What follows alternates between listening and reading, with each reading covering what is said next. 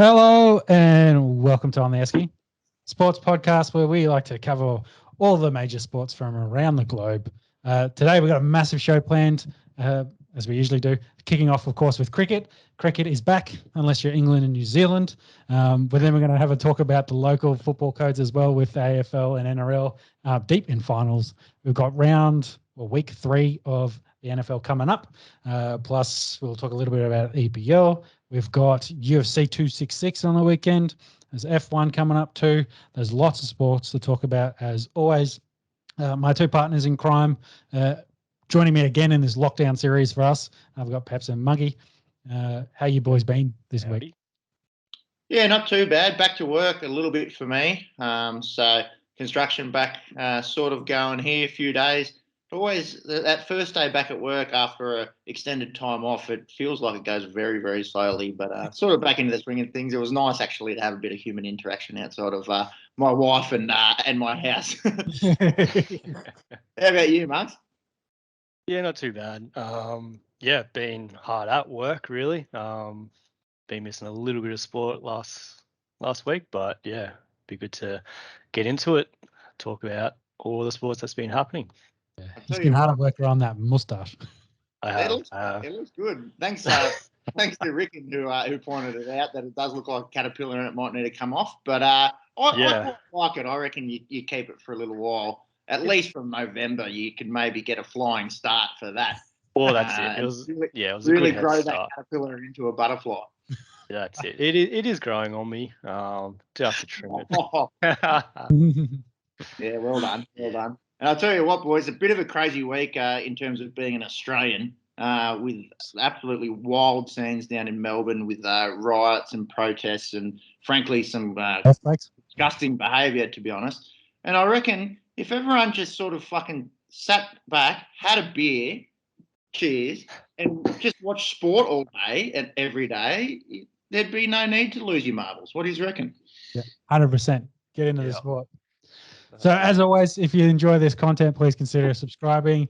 This podcast will go for multiple hours. If you do want to listen to a certain sport, there is timestamps below. Jump into those and jump to where you'd like to listen to. But to kick us off, perhaps I'm going to throw to you. We like to shout a beer out every week. Who are you shouting a beer to this week? I'm going to shout a beer to one of the best blokes in Australia. We inadvertently gave him this nickname. I think after our friend and contributor to the podcast, Joseph McGrath, slipped up on his name and called him Travis Bloke one time. And we thought, geez, that's not a bad nickname. Why don't we call him Travis Good Bloke? Turns out he's actually a fantastic bloke. Unbeknownst to us, he's been doing these hospital visits throughout his whole career. He's actually he's helped raise about $1 million a year for the Childhood Cancer Association. And he's formed some really good friendships with some of the sick kids there in the Adelaide hospitals. And he got, rewarded, but he got recognised, I should say, by taking out the Jim Steins Community Leadership Medal at the Brownlows over the weekend. So good bloke by name and good bloke by nature. Shout out to you, Travis. Good bloke. It's sort of a nickname that we sort of stumbled across, but turns out it's actually true. So enjoy one on me, Cobber. Mr. Muggy? That's it. Yeah, I'm going international. So I'm shouting a beer to Ronnie Burnsvik. He made his debut in international club competition. So we're talking soccer here. So he plays for Inter Mongotapal, a second-tier club out of Suriname. Is playing in the CONCACAF League, which is, I guess, South America's version of the Europa League. He has played for the club previously domestically, but I thought I'd shout him a beer for his international debut. Little bit of a rags to riches story. I've got a couple of notes here, some highlights from his career. So he joined the army at age of 18. Was sent across from Suriname to Cuba to do some commando training while he was in the army. Worked his way up to become the bodyguard of Suriname's then de facto leader. After that, he was one of the founders and leaders of the Suriname Liberation Army throughout the Suriname Civil War, where after he got discharged from his national service when he asked for a raise, During that time, he was convicted as a bank robber, earning himself the nickname Robin Hood of Suriname. A few other highlights in his career. He was a convicted drug trafficker, wanted by Interpol, allegedly fathered 50 children. He purchased, allegedly, he purchased into the club into Mongotapau, is now currently the elected vice president of Suriname. And that was all before his 60th birthday and his international debut for the club. So I'd just like to shout a beer out to Ronnie Burnsvik for a very coloured life up until this point, I guess. So I've shouted out Travis Goodbloke, one of the kindest hearts you could ever come across, and you shouted a beer to noted drug trafficker and of Suriname in a job which I'm sure he was democratically elected to. And now he's giving himself a run in the twos. With a club he owns. For a club he owns. Look, to be at that position at his age, maybe he does deserve a beer. So I'll allow it. Well done, monks, and shout out to Suriname. Suriname will get another mention later in the podcast with Rosenstrike coming up. Mm-hmm. The little South African country there. But there you go, Ronnie Burnsvik. Wow. And then I guess that leaves me. So my shout out beer was going out to Ben Simmons. Back in the news this week, the rumour mill kicking off again about where he will play or not play. There was rumour that he said that he was never coming back to the 76ers, and then I think he put a statement out saying that was never said. So who knows who leaked or said things, but the trade market is heating up again for Ben Simmons, and he could be on the move. Rockets have been chatted, but I think with all this turmoil, shout him out a beer, and then hopefully he'll come play for the Boomers. Yeah, that should be a conditional beer, a real asterisk kind of beer. Perhaps even a six-pack with 6 asterisks saying, Ben, look, we're not too fussed as to what you do in the NBA, but after an almighty snubbing at the Olympics, we'd like to see you at Paris in green and gold in 2024. So a bit of a conditional shout-out. What do you reckon, Sean? 100%. And with that, I think we'll get stuck into the deep end of the sports, and let's start with the cricket, as mentioned, to kick us off. I think we need to talk about this kind of big story that came out of the two test nations, being New Zealand and England, both pulling out of tours of Pakistan. Peps, what's the story? Give us some background. Yeah, so the New Zealand story actually broke literally just after our last episode last week. Both New Zealand and England were scheduled for white ball tours of Pakistan. Both sides hadn't been there for about 18 years. Pakistan infamously not hosting any cricket between about 2009 and 2019. Back in 2009, the Sri Lankan team bus was attacked. Several people died in that attack. And it's sort of been a hot point for just about a decade. And cricket had returned in the last few years with the South Africans going there. And the timing of this was all very, very unusual. It was a real ninth hour kind of announcement with New Zealand was set to go. And then there was, I don't want to do the inverted commas, but I will, some security threats, which essentially it seems like were some threatening emails that had been sent to one of the players' wives, apparently. And then it's actually just come out recently that these emails weren't even sent from Pakistan. They were able to decipher the VPN and seen that it was actually sent from India. So whether or not there was any legitimate threat, it's not black and white. You wouldn't think that they would pull out of this lightly. But I do think that I can see both sides of the story here. And I empathise with the Pakistani fans who have been pushing very hard for cricket to return to Pakistan so they can host international games. And I think a lot of this as well just comes down to the state that these one-off white ball tournaments are at. With the IPL on and the big name players over there, and perhaps not as much interest in these tours outside of being a warm-up tour for the World Cup. Yeah. I think there might have been some kind of, I don't want to, say it, but a bit of stink around this. And if it's legitimate security threats, we just saw a dickhead called Jarvo bust out onto the field in 3 games over in England. We were talking about it in the comments last week. If that had happened in the subcontinent, I think Jarvo he wouldn't be wearing 69 on his back. He would have 69 bullet holes in him, I think, if that had happened in the subcontinent. So, yeah, look, you feel for the people of Pakistan. I think they're the people that have really lost out in this one more than anything. And the Pakistani team as well, who won't get any practice now, at least at an international level, before the World Cup. But, yeah, it seemed like a bit of a cop-out. Boys, your thoughts? Did you catch it? I did, and I'd say it's less Pakistan's fault, and potentially this ends up being a bit more political with these other 2 nations and with Australia a week or so ago, just purely because of their neighbouring country and where they're at the moment and what that. And historically, their border has been, but how's it going? So I can see why they've gone.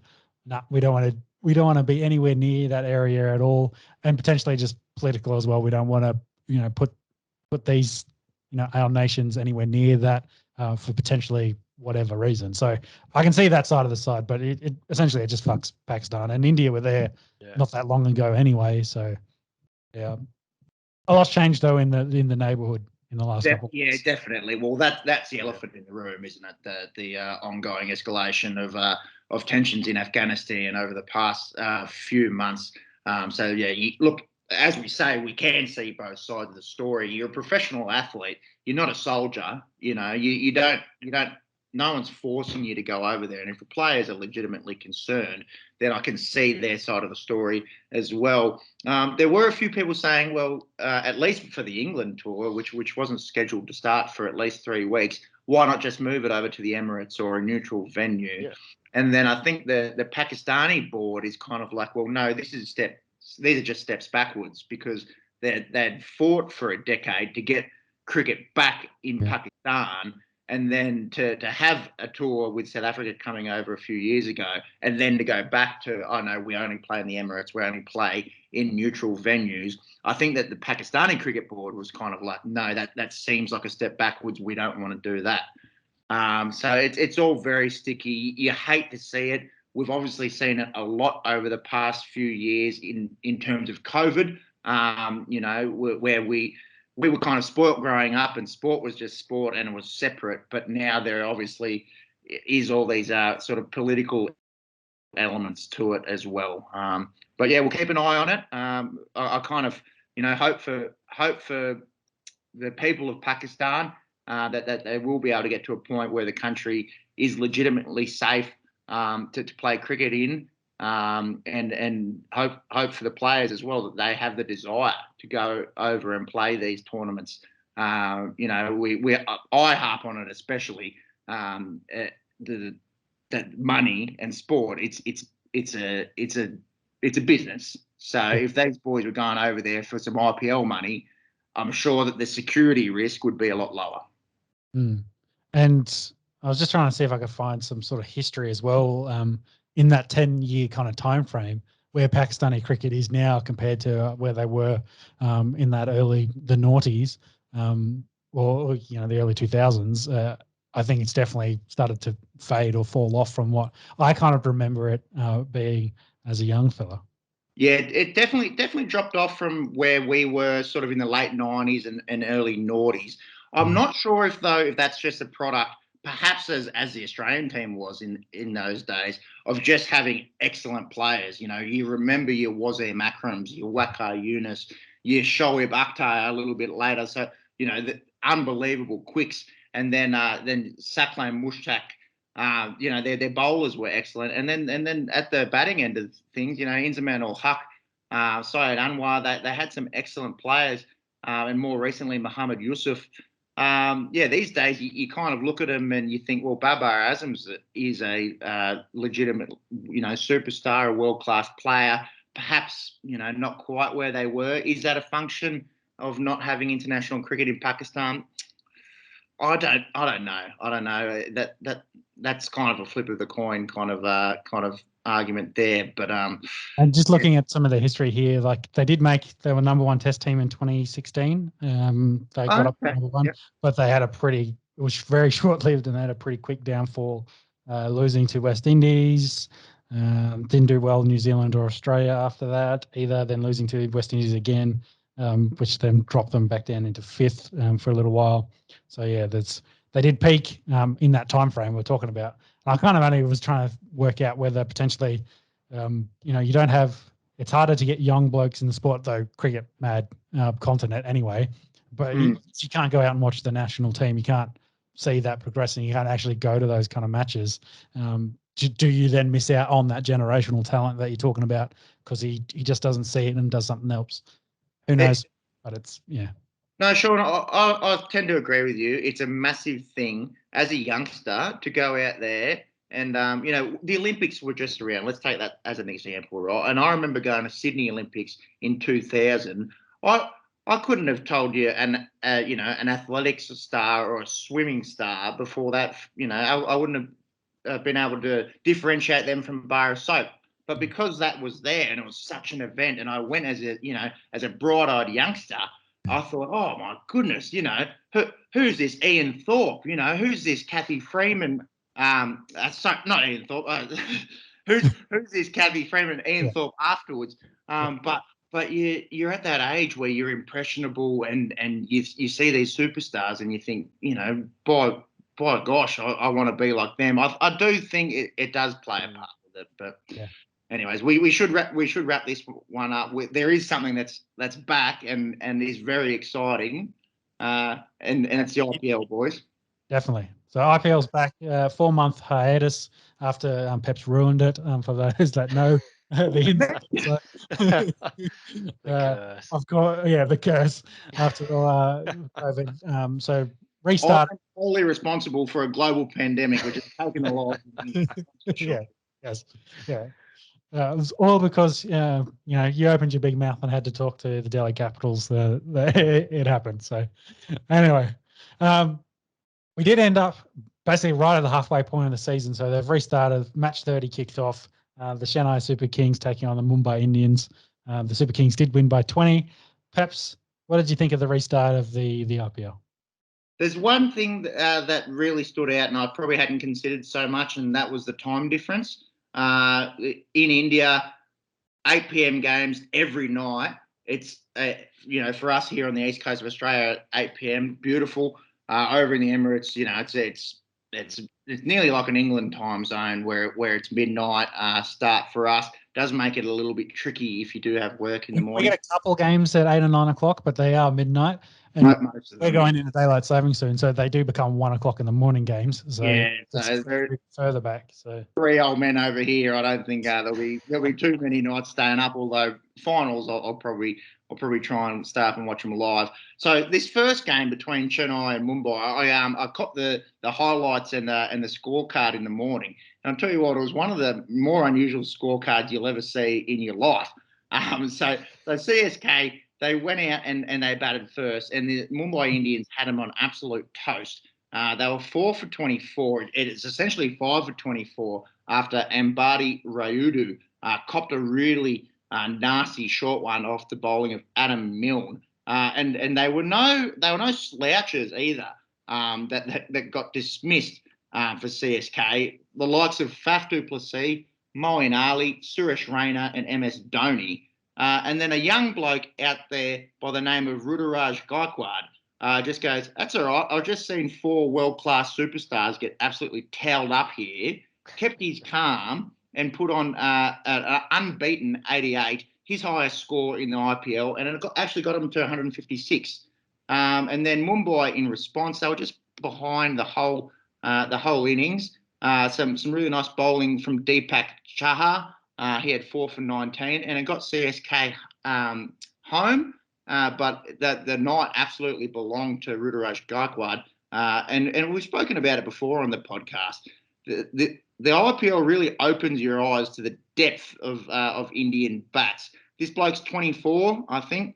To be honest, I've seen his name there and thereabouts in the IPL, but I've never sort of seen anything like this. And then you watch something like this, and even if it was the highlights the next day, I was going, oh my God, like you could put him up against anyone. And the bowling attack for Mumbai that he was out there happily slapping around, Trent Bolt, Adam Milne, and Jasprit Bumrah, if you don't mind. It's not like they were just, park cricketers down there bowling to the bloke. He's absolutely slapping around some of the world's best bowlers. And the Super Kings come away with the win there in the first game since the tournament resumed. Yeah, and I just want to throw in there, I think, not to say it's all the doing of one man, but the India is definitely reaping the benefit of the generation that all wanted to be Sachin Tendulkar growing up. So they've got a lot of really good batters coming through. It's almost too like Sachin Tendulkar's early 40s now, and then after that you've got guys that just grew up just wanting to be Dhoni, and then you've got guys that are now growing up that just want to be Kohli. And we've spoken about it before on the pod.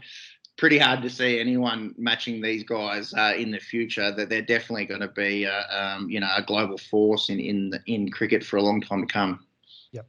So then, match 31, the Kolkata Knight Riders destroyed the Royal Challengers Bangalore by 9 wickets in an absolute boil over. What happened in this, Peps? How they destroy him so easily? Yeah, Bangalore started the series really well. They've got one of the better batting orders in the IPL, and they got skittled for 92. All the big names didn't fire. Kohli and Maxwell didn't do much, and AB de Villiers went for a first baller off the bowling of Dre Russ. How about this? The IPL is so big that they've got alternate kits in cricket. One of the few sports where the clash of kits doesn't really matter. Historically, everyone played in white, and these guys are cruising around with an away kit. It's actually quite nice, the sky blue. I tell you what wasn't nice was their batting performance. As I mentioned, they got skittled for 92. Big Dre Russ, the big West Indian, the pick of the bowlers, 3 for 9, and Varun Chakravarti chipping in with 3 for 13. And the Knight Riders did it very, very easily. They got home off the back of Shubman Gill. He didn't do much before the tournament got suspended. So nice to see him with some runs there. Moving forward to match 32, amongst your Punjab Kings, they did their almighty effort to bottle this game. This was the best game of the 4 since we've resumed.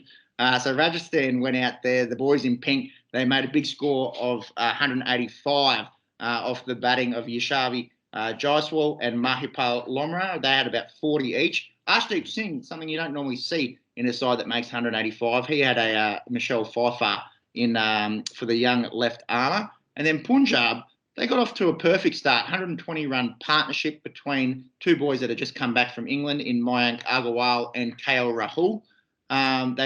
They should have shit this in, to be honest. It got to the point where they just needed 4 off the last over to win. And I think at that point they had 8 wickets in hand and they shit the bed. Kartik Tyagi, absolute hero there for the Royals. He got Puran and Huda snicking up. Really nicely executed wide Yorkers. And the Kings actually end up losing an unlosable game. And then the final match of the 4, as Pepe mentioned, was match 33. My Delhi Capitals taking the Sunrisers Hyderabad, and they did win by 8 wickets. Very much in part to the other team not firing. Davey Warner being the Australian third ball duck didn't help their chances in this one, Pepe. Yeah, it was a really nice bowling performance there from Enrique Nortike, the big South African. He bowls express. He was bowling that third ball that got Warner was sent down at about 149 clicks. Just got onto him a bit quick, and Warner ended up scooping it up. After that, the Hyderabad boys, they batted okay. Lots of boys getting starts in the likes of Saha and Williamson, but no big scores. And it could have been a lot worse for him because Delhi dropped a few sitters. And then with the bat, the Capitals did it very, very easily. Shikhar Dhawan is in unbelievable form, and Shreyas Iyer and Rishabh Pant all chipping in, and they got home pretty comfortably in the end there, the Delhi Capitals. Reshot Park gonna Reshot Park, as we like to say. So having a quick look at the table. Delhi Kings are on top with a game in hand over the Super Kings on 14 points to 12, having only dropped 2 games, and Super Kings also 2 games. So they're clear of Royal Challengers Bangalore, who are only at 10 points with 5 wins for them. So starting to clear up there at the top of the order, whereas you've got 4th, 5th, 6th, and 7th all within a game of each other. And Sean, just going back to one of your points from last week, you thought maybe the big break might have opened up the competition a little bit, and I think you might be right. It is only a small sample size in 4 games, but that Knight Riders game against RCB, an absolute boil over. RCB on paper, one of the better teams getting around, and maybe it was just a bit of rust, but that was a big upset. Chennai Super Kings doing very well, but on paper, the Mumbai Indians are an excellent side. So to see CSK go out there and knock them off, maybe there is a little bit of that uncertainty about each game. But look, cricket's back, and it's back on the biggest stage, and it's not the same as a packed out stadium in India, which obviously we haven't seen now for 2 years, but. Look, it's better than nothing. It's the world's best agglomeration of T20 cricketers, and look, even if it is late, I'll enjoy copping a few highlights and staying up late on a weekend and catching a few of these games. Yeah, well, we've got another solid 3 months worth of T20 cricket with this, then rolling straight into the World Cup. So and then into the Ashes, baby. So exactly. You're going to get an absolute gobful of cricket. Just tell the wife, tell the girlfriend, tell the boyfriend, whoever. That the next 5 months, the calendar's pretty full. Yeah. No spare weekends at all. That's right. All right, should we bring it back local, boys? Yes. So that'll finish cricket up, and we'll get stuck into the AFL because it's grand final weekend. But first, let's cover the Brownlow. So the Brownlow being the MVP medal, as you will, for the AFL, the best player for this season. And who took out the medal? It was Ollie Wines of Port Adelaide Power. He took out the Brownlow with 36 votes. That is actually tied with Dustin Martin from 2017 for the most points or the most votes ever accumulated in the Brownlow. And a bit of emotion from his coach, Ken Hinkley, as he got the award. You really like to see that. It's a bit of a, bromance, sort of father-son kind of interaction sometimes between a player's coach and their best player, and then when they're the best player in the league, you really kind of see that bromance. So that was nice to see. We kind of picked this. I said Wines last week. He was a joint favourite. Him, Bont, and Clayton Oliver are sort of the joint 3 favourites. They were all between about $3 and $4. Obviously, Marcus Bontempelli got off to a red hot start. But just those last 3 losses for the Bulldogs hurt him. He only polled 1 vote out of those last 3 games. And Ollie Wines came home like an out-of-control steam train. And Clayton Oliver finished with 31. How about this, boys? Clayton Oliver and Ollie Wines are both from the border town, the Victorian town of Echuca.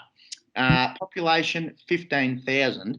And a bloke that's about to play in the grand final in Jack Viney is also from there. So an absolute footy factory for a town that's about the size of a big city suburb, really. Yeah, definitely.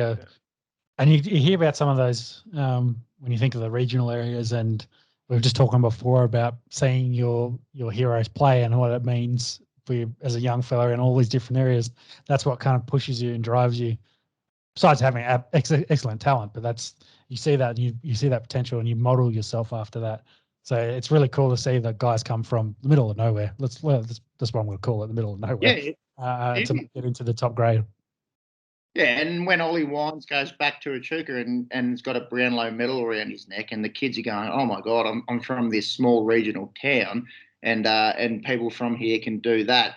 It does inspire them. So yeah, really nice to see, and yeah, just pretty insane to think that 2 out of the top 3 guys in the Brownlow vote came from the same town. And one of my boys, Sammy Walsh, he came fourth. He actually had 30 votes, which is tied for the most ever by a Carlton player with Chris Judd and Greg Williams. I think they both won the Brownlow those years that they polled that many votes. And very, very impressive for a bloke that has literally just turned 21. More votes than years old is always a good way to go, I'd reckon. And even the Coleman as well. The Coleman was Harry Mackay. Oh, Harry Mackay. Sorry. So yeah, Carlton player winning the Coleman and coming fourth in the Brownlow is very, very encouraging as a Blue fan. Tell you what else is encouraging? Yeah, I was going to say you've got the talent there. The one thing you've been missing, the head coach, and I think that's why Pepe's wearing the hat today for the Carlton Blues. You now officially have a coach. Who do you have, and what are your thoughts, Peps? Yeah, so a bloke, maybe a childhood hero of yours, being a Brisbane Lions fan, Michael Voss is going to be the new coach of the Carlton Footy Club, appointed today. He captained the Brisbane Lions to their three-peat, a la 2002, 2004, and actually coached them as a very young man. I think he was 34 years of age when he took over as the head coach of the Brisbane Lions back in 2009. His coaching record, not the best, 43-65. You take or leave that. Probably also not the best list. And I think after his coaching finished up at the club, there was a real steep decline in how Brisbane went. They rode the bottom of the table for a little while before sort of rebuilding to, this really quite good position that they're in now. I'm happy with the decision. An excellent and accomplished player. He's been since that head coaching role at Brisbane. He's been an understudy at Port Adelaide for a while. He's been a midfield coach, and he's still only 46, so he's quite ripe, really. And I think that the thing that I'm looking forward to most is people stop saying, "Oh, is Alistair Clarkson going to be the coach of Carlton?" We came at you in the week and said, "I'm not going to be the coach. Stop asking me." So. Mate, it's been absolutely incessant. It's just, you're a Carlton fan. Oh, is Clarko coaching next year? I say, mate, no. He says he wants to go travel the world. He's got some kind of travel exclusion, and he can go around and go wherever he wants to. But no, in all seriousness, I think he's a good fit. I had expressed, my disappointment in the way that T got treated. I think a lot of the Carlton members sort of felt the same way, scapegoated. It kind of hung out to dry, really. But look, wishing Teague all the best in the way forward, and excited to see what Michael Voss can bring to this list, which is to be frank, quite talented and should be a top 8 side. Yeah.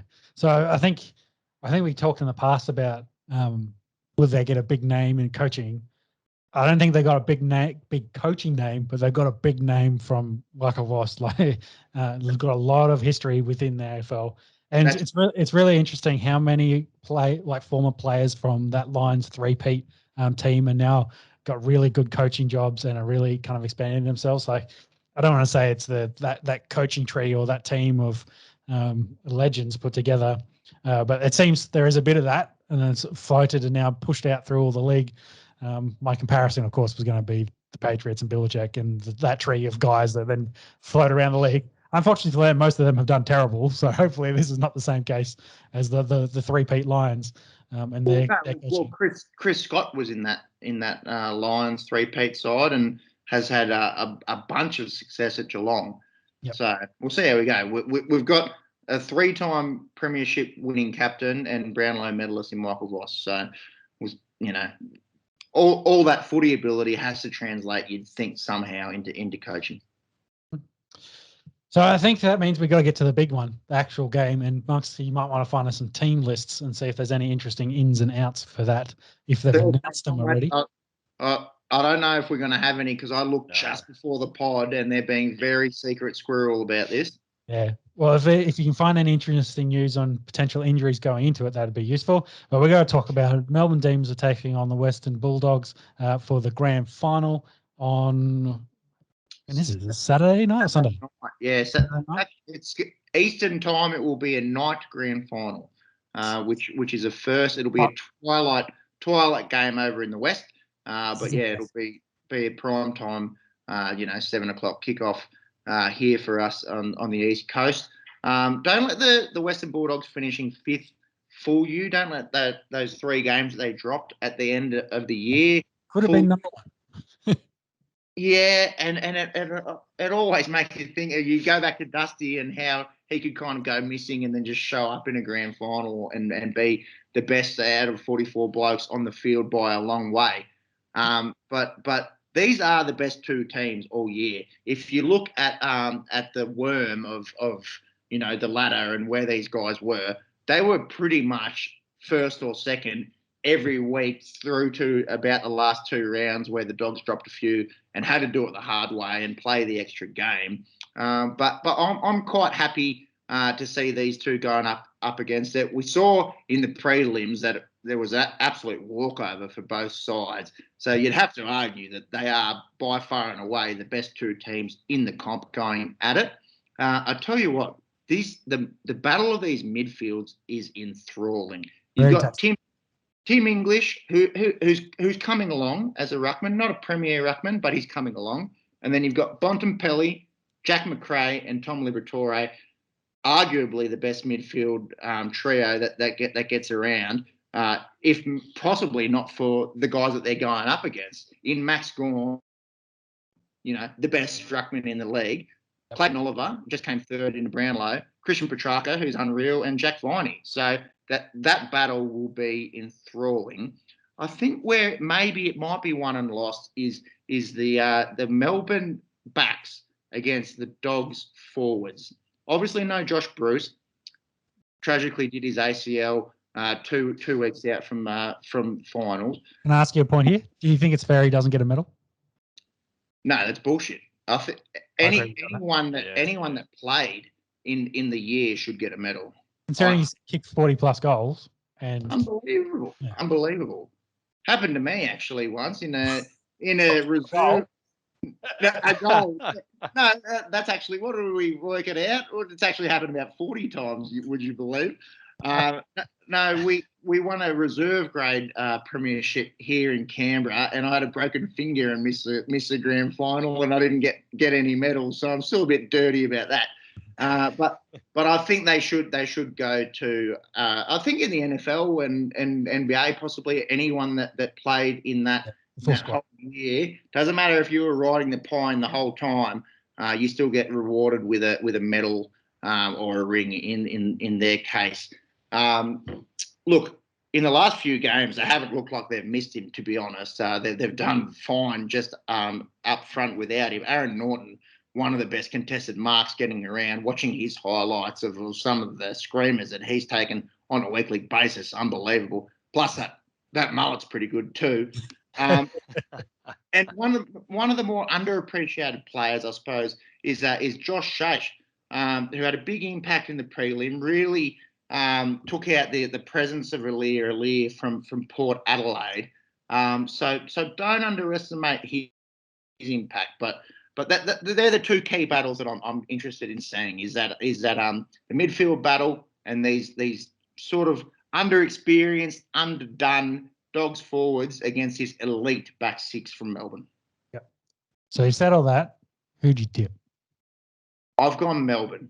I'm sorry, Macca, our Western Bulldogs mad friend and contributor to the podcast. Look, I do think this will be a really close game. Unreal matchup when they played each other twice, I think, this year, and then both really good matchups. Split it 1-1. I think this was the first one that counts because they've got crowds, if I remember Macca's logic. Yeah, so. Well, technically that was quoted by our Chrome Dome friend Joseph in that it doesn't count if there's no crowd. There will be 60,000 over there in Perth, and it's a grand final. So I'm pretty sure or something like that. I'm pretty sure this one counts. When you go in the record books, you don't tend to look up around 13 game. You tend to look up who won the grand final. So I think this one does count. I've gone Melbourne. I'm expecting this to be a really good, close game, and I'm hoping for that too, because the prelims were both done halfway through the second quarter. It doesn't make for good viewing for the neutral. You know, if it's your team, you're cheering. You know, you've finished your beers, bloody should have, because you know that you're going through to the next week. As a fan of footy that doesn't really have a dog in the fight, just want to see a good close game. But I've gone Melbourne, and it would be amazing for guys that are grandfathers that haven't seen this team win since 1964 to be able to experience that. With their sons and their grandsons and their daughters and granddaughters. By that as well. The Dogs got to experience that very similarly in 2016 after a very long hiatus of not winning any flags. I don't really have a dog in the fight. I've gone Melbourne. What do you boys think? Yeah, for me, I've gone the opposite way, and I picked the Bulldogs. No huge reason. A few of the players potentially that have got red hot form that you hadn't mentioned, like Bailey Smith and Adam Treloar, potentially adding into that excellent midfield. Like as you said, this midfield battle is going to be crazy. It's going to be an excellent game of football in the middle of the park. So, but either way, like you say, the teams match up really well. There's great matchups across the entire park. Hard to pick. Should be a really close game. I think the odds probably reflect that for what that line will be. But don't know. I just think, and this is my last thought, I think the Demons, they maintained their level of consistency and quality throughout the year, whereas the Bulldogs, I think, had the dip, potentially their dip they needed to then hit the right rhyme of form, the form they needed to potentially win the grand final. Whereas I don't think the Demons might not have had that. So it might have just steeled the Bulldogs together maybe a little bit more. Slight edge. I don't know what it is. That's the one reason I picked them. But again, it's like you flip a coin and you could argue either way. Well, it is hard to argue against that point, Sean. You look at the trajectory of the Dogs during this finals period, where you go back to the last week and of the regular season, and Brisbane had that emphatic win to bump them into fifth, and they had to play an elimination final and go the long way. And you just thought, this team's no chance. And then they've gone out and just won 3 from 3 convincingly in the finals, and you think, geez, that form's only just shooting up and up and up. For guys like Bailey Smith and Adam Treloar, Smith, one of the better, under 22s in the league, getting around. And I did say last week, you hate to throw the dusty word around, but one of those blokes that just turns up on big days. He's had an impeccable final series so far. And a guy like Treloar, who was just about Collingwood's best players over the last few years, for him to, just come off the bench and have an impact for the Dogs here. It's one of the better midfielders, one of the better midfields ever assembled. Yeah, agree, big time. So, Monks, what was your tip, and give us the odds? You got the deciding tip here, Monks. I do. I haven't really got too much more extra to add to that, boys. Who swayed you the most? I did have my pick in before you guys had your little monologues there. I have gone the D's.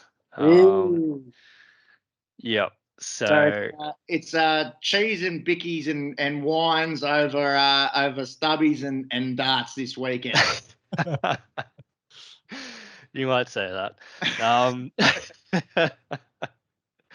They are favourites leading into the contest. They are sitting at 164 at the moment. Bulldogs are out at $2.26. Call that as you will. The line is 7.5.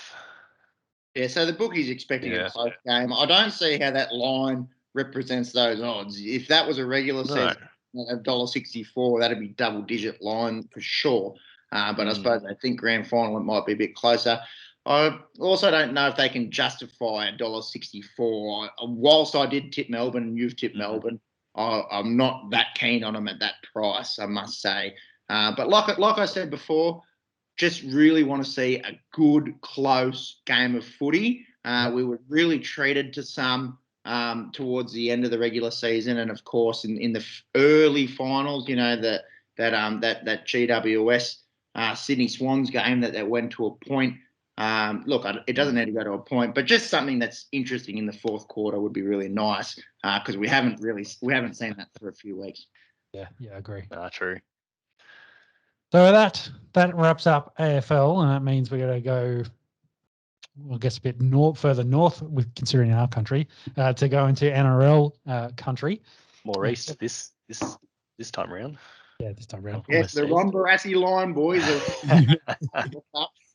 So before we get to talk about some games, there's actually been a fair bit of NRL news floating around. I think we've got to kick off with the equivalent of the Brownlow and the MVP for the NRL news, with the Dally M's going the first 19 rounds actually getting announced, with the last 6 to be Monday coming. Yeah, Monday. Yeah. So they've changed up the format a little bit this year. Yeah. Massively, and it was probably a COVID kind of thing, I think. Maybe it's just an NRL kind of thing, split parenting. You get them on 1 week, you have them the other. That's the only way I can get my head around this. I was actually texting you boys Monday night or Tuesday morning, it might have even been, just going, do you know that they were doing Dally M votes? It was a bit all over the place this year. Do you know what I think it is? Because there's also the exact same weekend they had Brownlow on. So they're like, oh, let's just split in and put these 19 rounds out here just so we can be in the media at the exact same time. Again, code war, blah, blah. Very unusual, though. Yeah. I don't know. Why not just save? I don't know. Look, I think we're underestimating the impact that COVID has on all of this. Perhaps that came into their thinking. But it is a poor man's Brownlow medal. Let's be honest. They did their 19 rounds, and Tommy Turbo, Monks, if you just wouldn't mind bringing up the leaderboard there, I think Turbo's in front as it is, and then Nathan Cleary doesn't. I think he misses 3 games in the back end. So it's really only a 2-horse race between Turbo and Cody Walker. I think Turbo shits this in, to be honest. Yeah, well, there's potential maybe DCE steals some points for him, but unlikely. What about you can't punt on it? Yeah, well, yes. There was those dickheads a few years ago that knew that Craig Bellamy was going to win Coach of the Year, and they loaded up on it. And since then, they closed all markets regarding the Dally M. Because I was looking in about round 4, around about Origin time at Tommy Turbo, wanted to have a little punt on him then. And mind you, he was probably paying about $1.60. So, yeah, look, I don't think there is any markets available on it. And really went under the radar. Real rugby union vibes about this. Carrier pigeons, if you will. Not much advertising, not much noise around it. So do you have it at the leaderboard in front of you, Marks? Otherwise, I've got it. Yeah, no, I've got it here. So I got the top 5 here. So Cleary is in front on 24 points. Then we've got Tommy Turbo at 23, Cody Walker at 17. There's a bit of a gap there. Cherry Evans at 17 as well, and then Tedesco rounding up the top 5 at 15. Well, what's mental about Tommy Turbo in this as well, he missed the first 4 rounds and then also had to miss games because he was playing Origin. And then well, I guess Cleary played Origin as well, but he's also just so far, he, like you say, he's going to shit it in because he's at the back end of the season. He was the best player by far. Again, he did miss 1 game, but Cleary missed more. The others won't catch him. He's 6 points clear of Cody Walker. So. What do we say? He played 15 games. So he's going to win the Dally M, which is a game-by-game voting system, and he's going to have played 9 games less than some other blokes. Yeah, well, Cody Walker, I don't think missed a game this year. Yeah, I don't think so, and led the league in try assists. Look, it's a testament to how good Tommy Turbo is. This is how good Tommy Turbo is. He makes you not hate Manly. Pretty much. We'll get to talking about South of Manly, and I guarantee you, I think all of us probably going to load up on Manly here, but anyway, it's just the way it goes. For sure. Let's move forward. Sean, what happened with this James McManus case? Because this is a huge, huge story. Given our interest in the NFL and what's gone on there regarding concussion and lawsuits recently, what did you hear about this? Yeah, well, I think you didn't hear a lot about this until it was thrown out. So the James McManus has been suing the NRL for about $1 million and has been in a 4-year battle and gets no compensation out of this. But he was trying through concussions. I think he said he had somewhere like 6 or 7 concussions, and that the part of the NRL and Newcastle, because he played for the Knights, didn't manage his health well enough and put him into, say, situations where he could potentially injure himself more, which would cause some of the issues he's dealing with now, which very much is the every symptom you can imagine for CTE: memory loss, mood swings, headaches, lethargic, sleep disorders, anxiety, depression. Throw it all out there. That's the list of CTE there right there, unfortunately. Oh, horrible, yeah. But I think the big thing is for this, it sets a really big precedent in Australian sport. If in American sport, a lot of these guys had been very successful within these claims and actually pushing this through into the courts. But here, my understanding is this didn't even make it in front of a court of law. It was essentially thrown out before it could be heard, essentially, which, I'm going to err on the side of the players here, which potentially could be very dangerous for future players and what they potentially could get with the, let's say, lower level of medical care in Australian football compared to, say, what the NFL and the others do. And maybe it's purely, I'm thinking dollar figure. They spend hundreds of millions of dollars and we spend millions, if that. So, it is a big difference. And it'd be really interesting. This is the first real big case I think I can remember with Australian football codes going for this compensation. This is what everyone was talking about in Magic Round that the NRL was trying to avoid, was the $50 million payout when all the NRL former players banded together and tried to sue the league for compensation. Mm-hmm. This kind of shows the precedent that potentially they don't have a case to answer for, which would be concerning. But hey, they've thrown one case out and they've set a precedent, is what I'm going to say here. What was the payout? The NFL paid out $1 billion, didn't they? Is that if you don't mind looking at that? Yeah. Because they paid medical insurance and a whole bunch of other things and changed the whole welfare system of retiring players as well, where there's a lot more medical benefits, which not just cover concussions and brain-related injuries. It was the full suite. Yeah, that's it. So they did pay a lot. Yeah, it was that $1 billion US, and that was off a class action. So that was a group of players. Was it the Players Association that? Yeah, you got to remember unions. Yeah, yeah. So I suppose in terms of that class action, probably held a little bit of more weight because it was a lot more people coming forward, trying to get some sort of compensation out of it than just one person here. In the case of James McManus. I think the other thing that really helped, say, that case as well, they had, I don't want to say it really helped, considering multiple suicides were involved in an actual dissecting of former athletes to identify that they all had CTE, that there was more than enough proof to say that the common denominator in a lot of these players with their mental health battles where they were was they did have CTE and they could prove it.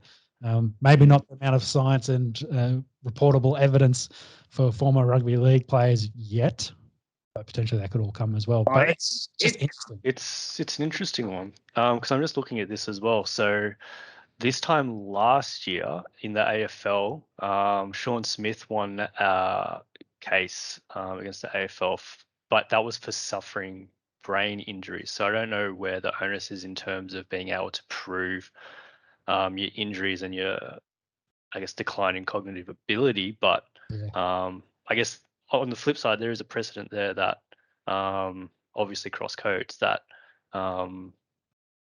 concussion has been linked to playing the sport. So it is dicey, and None of us are lawyers And we're here. It's not always hard to lawyers. sort of work that out. I think for mine, the big thing is being aware and being able to give informed consent, if you will. I think back in the day, say you're going in the 80s. I think blokes knew that it wasn't the best for your body to be, running full tilt into someone, taking their head off. But they didn't fully know the science behind the long-term, 100%. ramifications. Now people know, and I think that was the big thing with NFL players. You can go and make this bag of millions and millions of dollars, earn far, far more than any working man will ever make. But you know the risks. You know what you've signed up for. And I think that the payout with the NFL, well, a lot of that was giving up that it's fine. It's no different to, just going for a run or any other kind of exercise. It was that informed consent saying, look, this sport is inherently dangerous. There is science to back up that it's not good for your brain in the long term. However, there are these enormous financial incentives to play, and it isn't a death sentence. For whatever reason, this happens in some people and it doesn't happen in others who have had the exact same brain trauma, the exact same exposure to head knocks and head contact, I should say. So the NFL did concede that. The NRL, I don't think they're quite ready to do that. Maybe that is a financial thing. Maybe it's a science thing. Maybe it's a bit of both. But it is coming. The time's coming where someone will be able to prove with evidence, whether it's brain scans or whatever scientific backing, that repeated trauma to your head is not good for your head in the long term. It's not rocket science, is it? And like you say, Sean, it is a monumental case for the NRL. Being able to squash this one. You do feel for James McManus in this. But look, you don't think players in 2021 don't know what they're getting themselves into by playing this kind of sport, especially in the NRL, where look, the impact mightn't be as high as an NFL tackle, but you've got guys, elite hookers and elite edge back rowers making 800 tackles a season. They know that's not great for them in the long run. The idea is that you make your money and you get out when you're 32. So I think to prove your point really, really clearly, Peps, if I gave you $100 million to cut your cock off, I'd say you wouldn't need a very big knife. So, like as you say, the financial incentive probably outweighs the damage, and that's what people kind of as a gladiator sport they gravitate towards. We were talking about it last week, Sean, weren't we? With the way that boxing is going these days, and Evander Holyfield, a 58-year-old man going out there to get his head kicked in for a bunch of money, and you kind of think there's two sides to the argument. One is it's kind of sad. Yeah, someone should be protecting himself, but he's the bloke's not protecting himself. He's just getting bashed. And then the other side of the argument is, hey, I'm going out there, I'm making millions of dollars, I'm consenting, I'm setting up my family for life. There's that side of the argument too. You want to go one step further. I like to watch horse racing on a weekend, okay? The horses can't consent, I suppose, to what's going on out there. It's $1 million or $1 billion industry, and essentially they're just pieces of meat out there. And I suppose that's where the argument against that industry comes, in that they're not giving consent. These guys know. These guys know. Does it make it right? I don't know. There is something that again, it goes back, like you say, to gladiators, and like you can go back to ancient Rome in that men in particular like to watch guys going at it in a physical realm. That there's some kind of evolutionary thing that goes off in our brain that we like. We like to watch it, and these guys get well remunerated for what happens, and a lot of it just needs to be around awareness, and these are the risks involved. You go and buy a packet of cigarettes from the service station, it's got a warning on it, doesn't it? Yes. So I don't know. Maybe I'm oversimplifying it, but I tell you what, this discussion's not going away anytime soon. And I remember when we played football here in the local comp, and they very much had a part of the waiver. It said there, and considering I played rugby league as well, the rugby league one said that you could have injury or permanent disability. Or death, I think it says in there as well. The gridiron one said, and death is a potential outcome. Like you know kind of what you're signing up for, because that's what they've put in your insurance waiver. So there you go. Yeah. It's a massive story with this case getting thrown out, but yeah, like I said, this isn't going away anytime soon. No. Yeah. Well, yeah, the league does seem to be doing stuff towards it, like with all the HIAs and all the rules they're putting in place. But yeah, it'll be interesting to see in the next couple of years with like what happened to the Roosters, like Cord and a friend, like what's the fallout from that? Do they end up trying to go for that class action type of lawsuit where they grab a whole heap of players, including James McManus, and put a stronger case forward for the Players Association as a whole, I guess, and try and get that similar sort of deal as what the NFL had to do. Yeah, that systematic kind of saying, hey, they didn't, across the NRL, they didn't look after us at all. And they could prove a much, much stronger case, as James alludes to. So, for sure. Yeah, time will tell. Time will tell. Time will.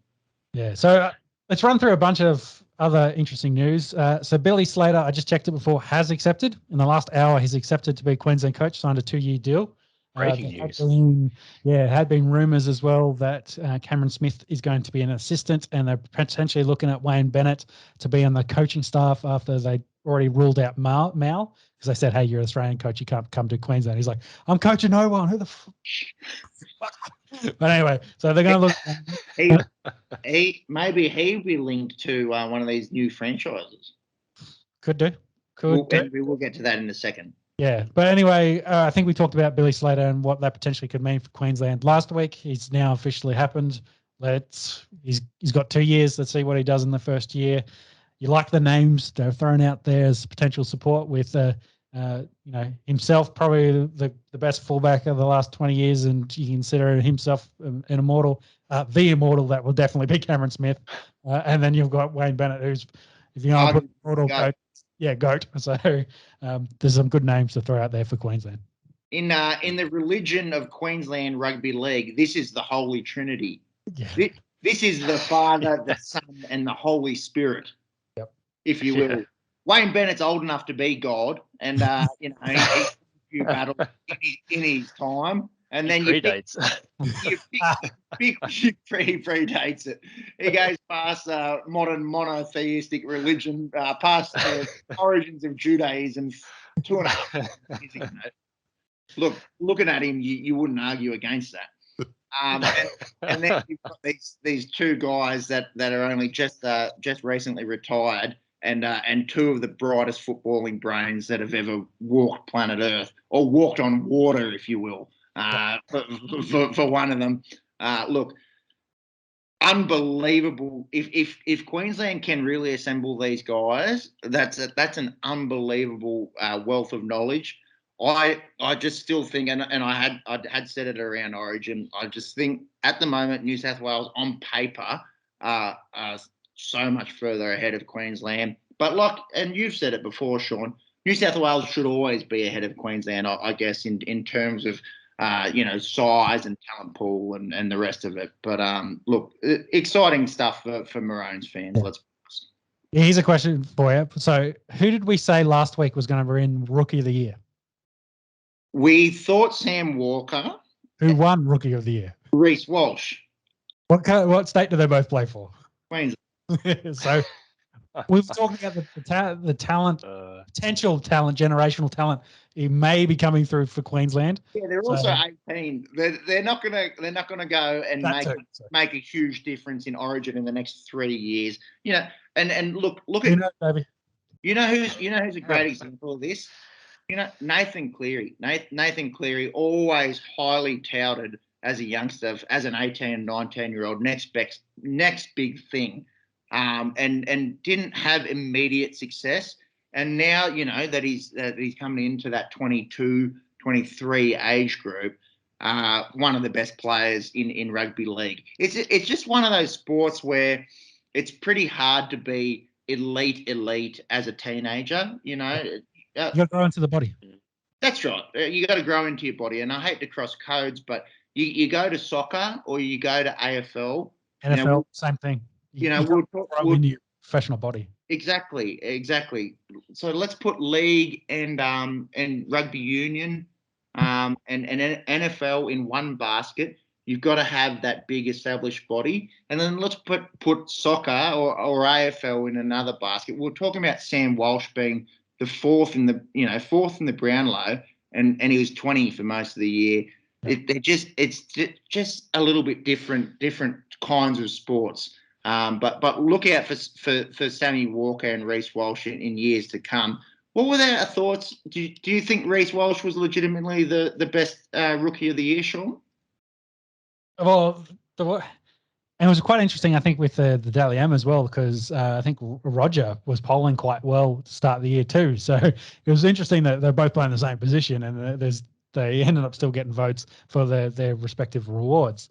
So I think, hey, he played well enough. He was going to be put in the Queensland side. He was, you could see the talent he was there, and he did help them win games. So yeah, but we thought that Sam Walker probably had done more with less when we talk about that reserve grade Roosters squad and managed to win games.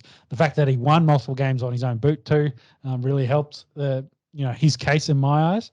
But either way, like now that I thought about it, I was like, oh yeah, well, we forgot about Reece.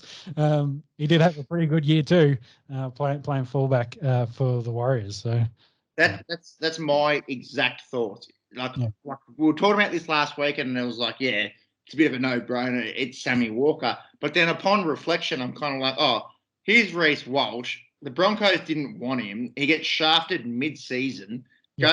Steps into a side where he hasn't had an off-season with. He barely knows anyone. He's 18 years old. He's lighting it up. He plays Origin. And you said, look, Sammy Walker was doing, less. I think this reserve grade Roosters side is probably on par or better than a fully healthy Warriors side. So in hindsight, I kind of can see the argument for Reece Walsh, but obviously both excellent players and both with very bright futures ahead. And both Queenslanders. So he might be competitive in about 2025. Yeah. Oh. Moving on, we've got expansion teams. Well, we're not going to talk about it too much because we have talked about it. But the news today was they're going to make an announcement after the grand final, so in 2 weeks' time, about a potential expansion team. I think perhaps you've added the note here of Go Dolphins. That's probably where my vote is as well. I think that's what they said today was they've looked at all the financials for all the proposals. And if they're looking at financials and they're going to make a decision, I think the Redcliffe Dolphins had the best financials out of a lot. So $100 million. Yeah, so if you put two and two together, that's potentially where you're going to have a 17th club. Yeah. Potentially with maybe Wayne Bennett as a coach, and who knows, maybe Munster's playing there in a year's time after his deal with Storm's up. So. But if they need three blokes to run a podcast for them, they can give us a call. Shout out to the Redcliffe Dolphins if you're looking for a Dolphins podcast. Well, I thought you were going to say a couple of wingers, maybe a centre. So, but anyway, we might need a training camp to even get remotely close to in shape, let alone have the talent. I think some will be further off than others. Yeah, James. What? Out of nowhere. But look, this is kind of exciting. That they've set to announce. This close. I think the grand final. Yeah. And look, we've spoken about it all year. Is rugby league ready for expansion on a talent point of view? Our thoughts are probably not. But look, that they want to grow the game. They've got the money. and there's a massive, massive market that they're missing out in southeast Queensland with only having 2 teams. And don't underestimate the timing of this.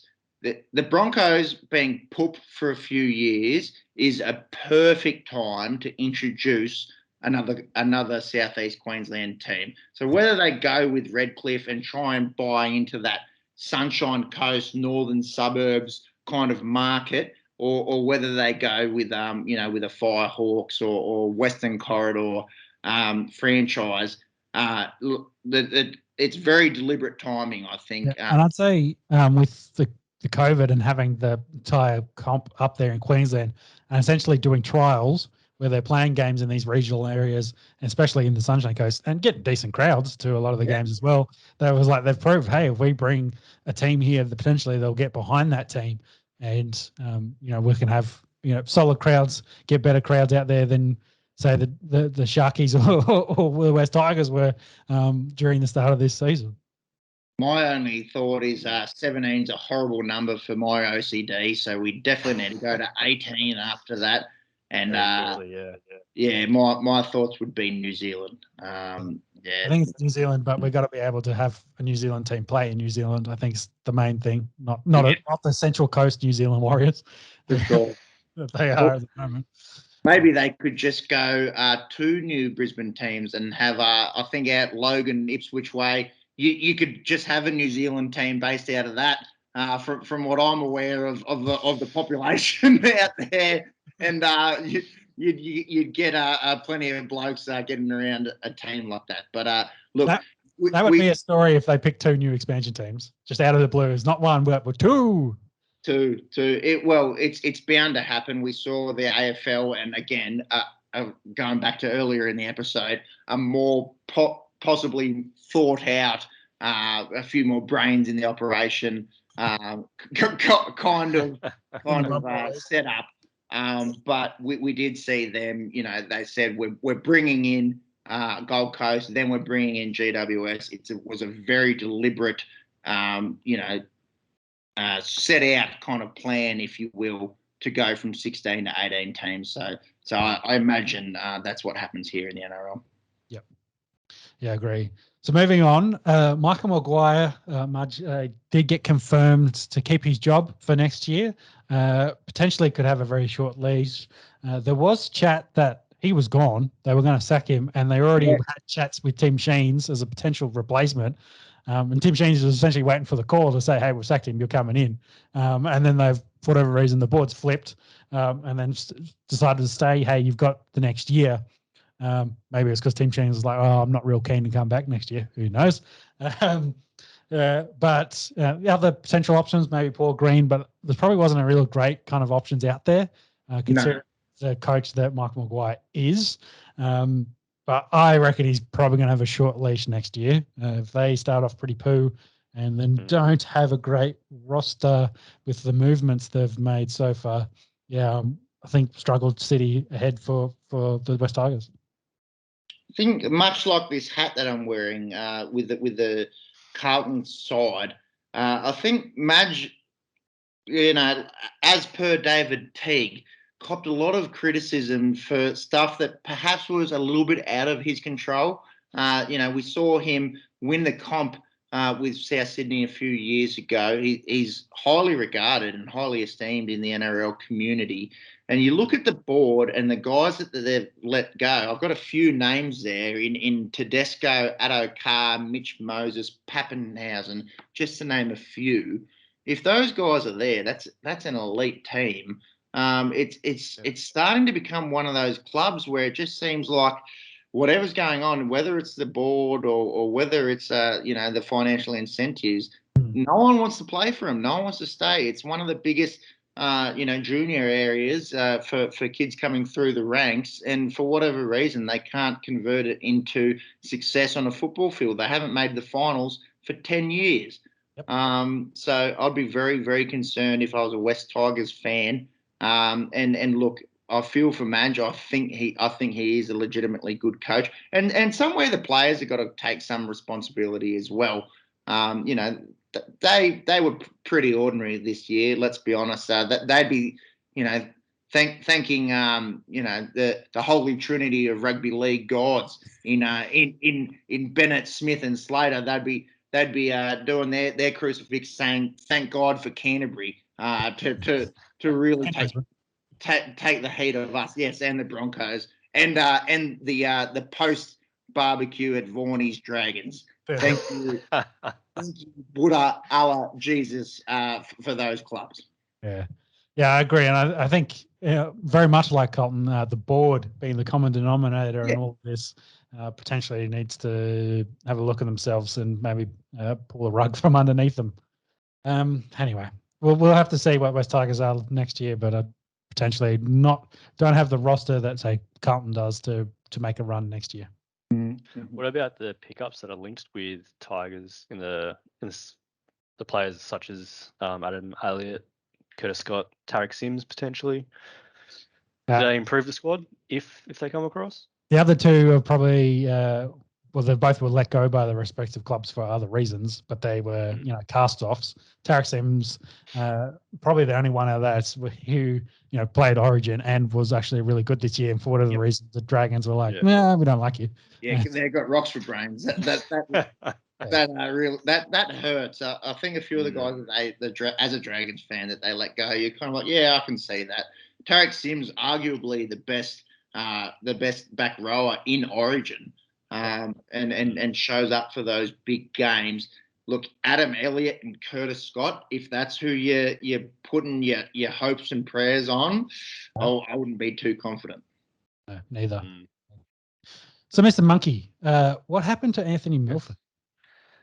Yeah, going from bad to worse, really, isn't it? So during the week, he got arrested for assault. I think it was 3 counts of assault and 1 count of willful damage or something along those lines. I'm not entirely sure what happened. So reports are that there was a verbal argument with his missus, and got into a bit of a blue. Obviously cops got involved and charged him. So he obviously Brisbane Broncos let him go after his contract ended. They basically said no comment. He's not a Bronco anymore. No problem. Yeah, pretty much. Go ask Wayne Bennett. Yeah, pretty that's much. who taught him that. That was God. That's it. So, and I mean, it's going to be interesting moving forward for him, because obviously he was supposed to be joining up with South November this year. What happens between now and then, who can say? Obviously, NRL have to go through their due process as well, whether or not to let him play next season. It's a real kick in the teeth, isn't it?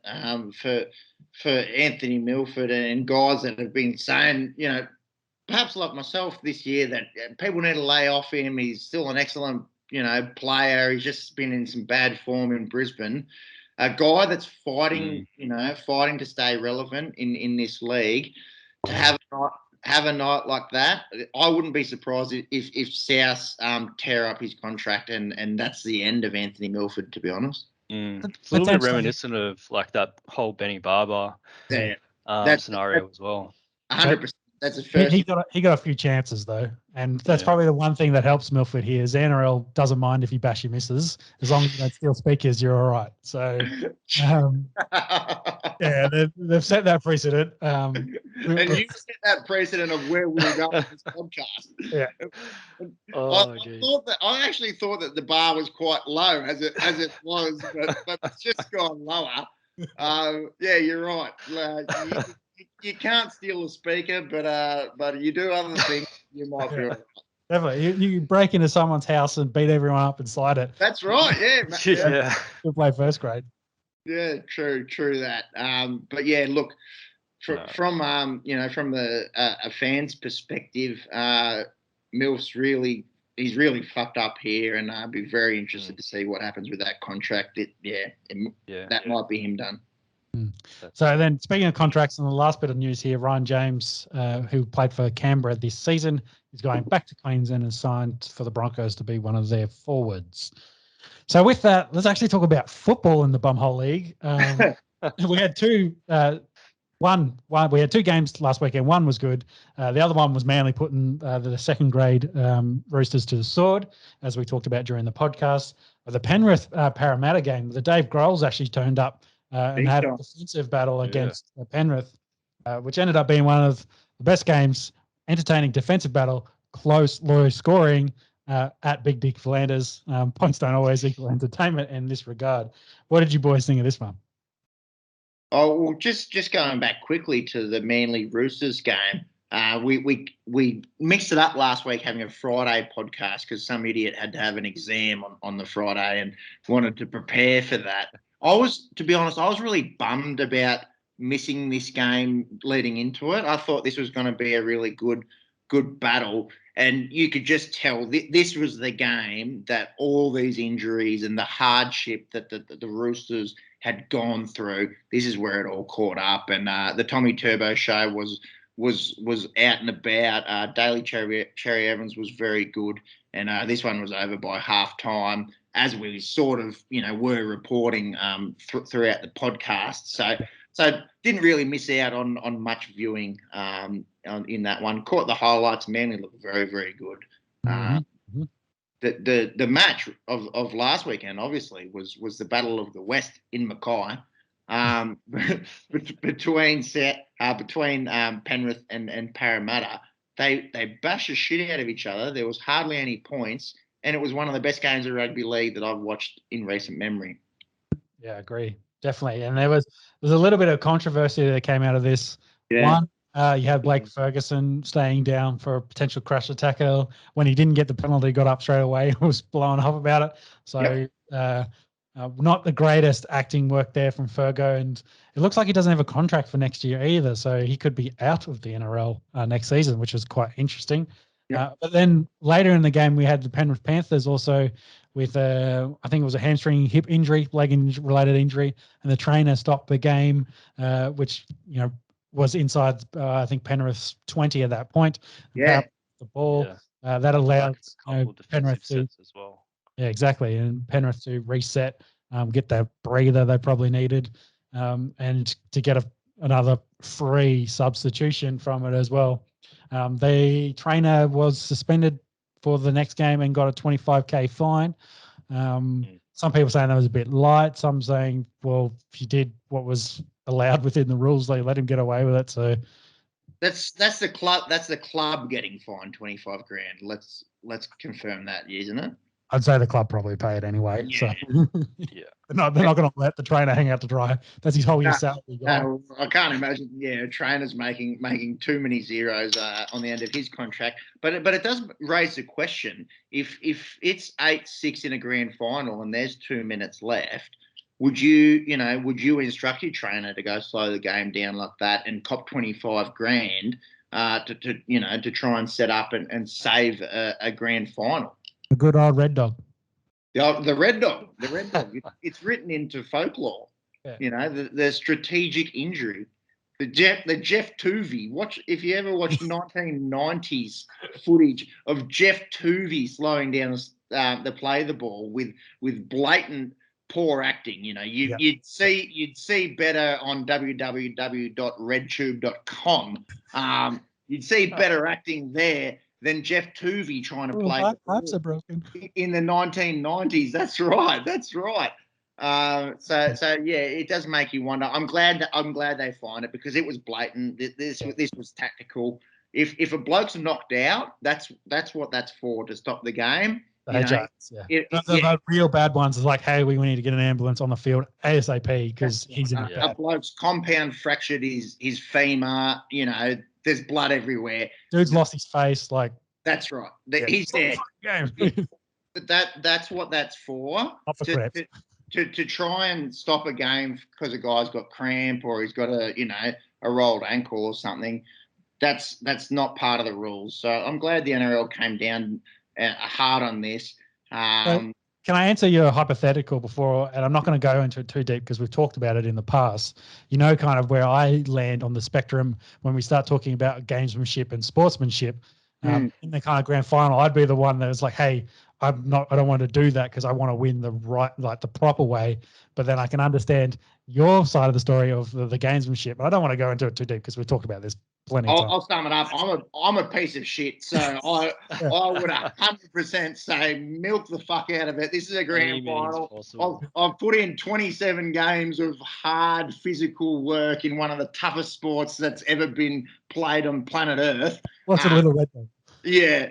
A little bit of mayonnaise on the chicken schnitzel wouldn't hurt.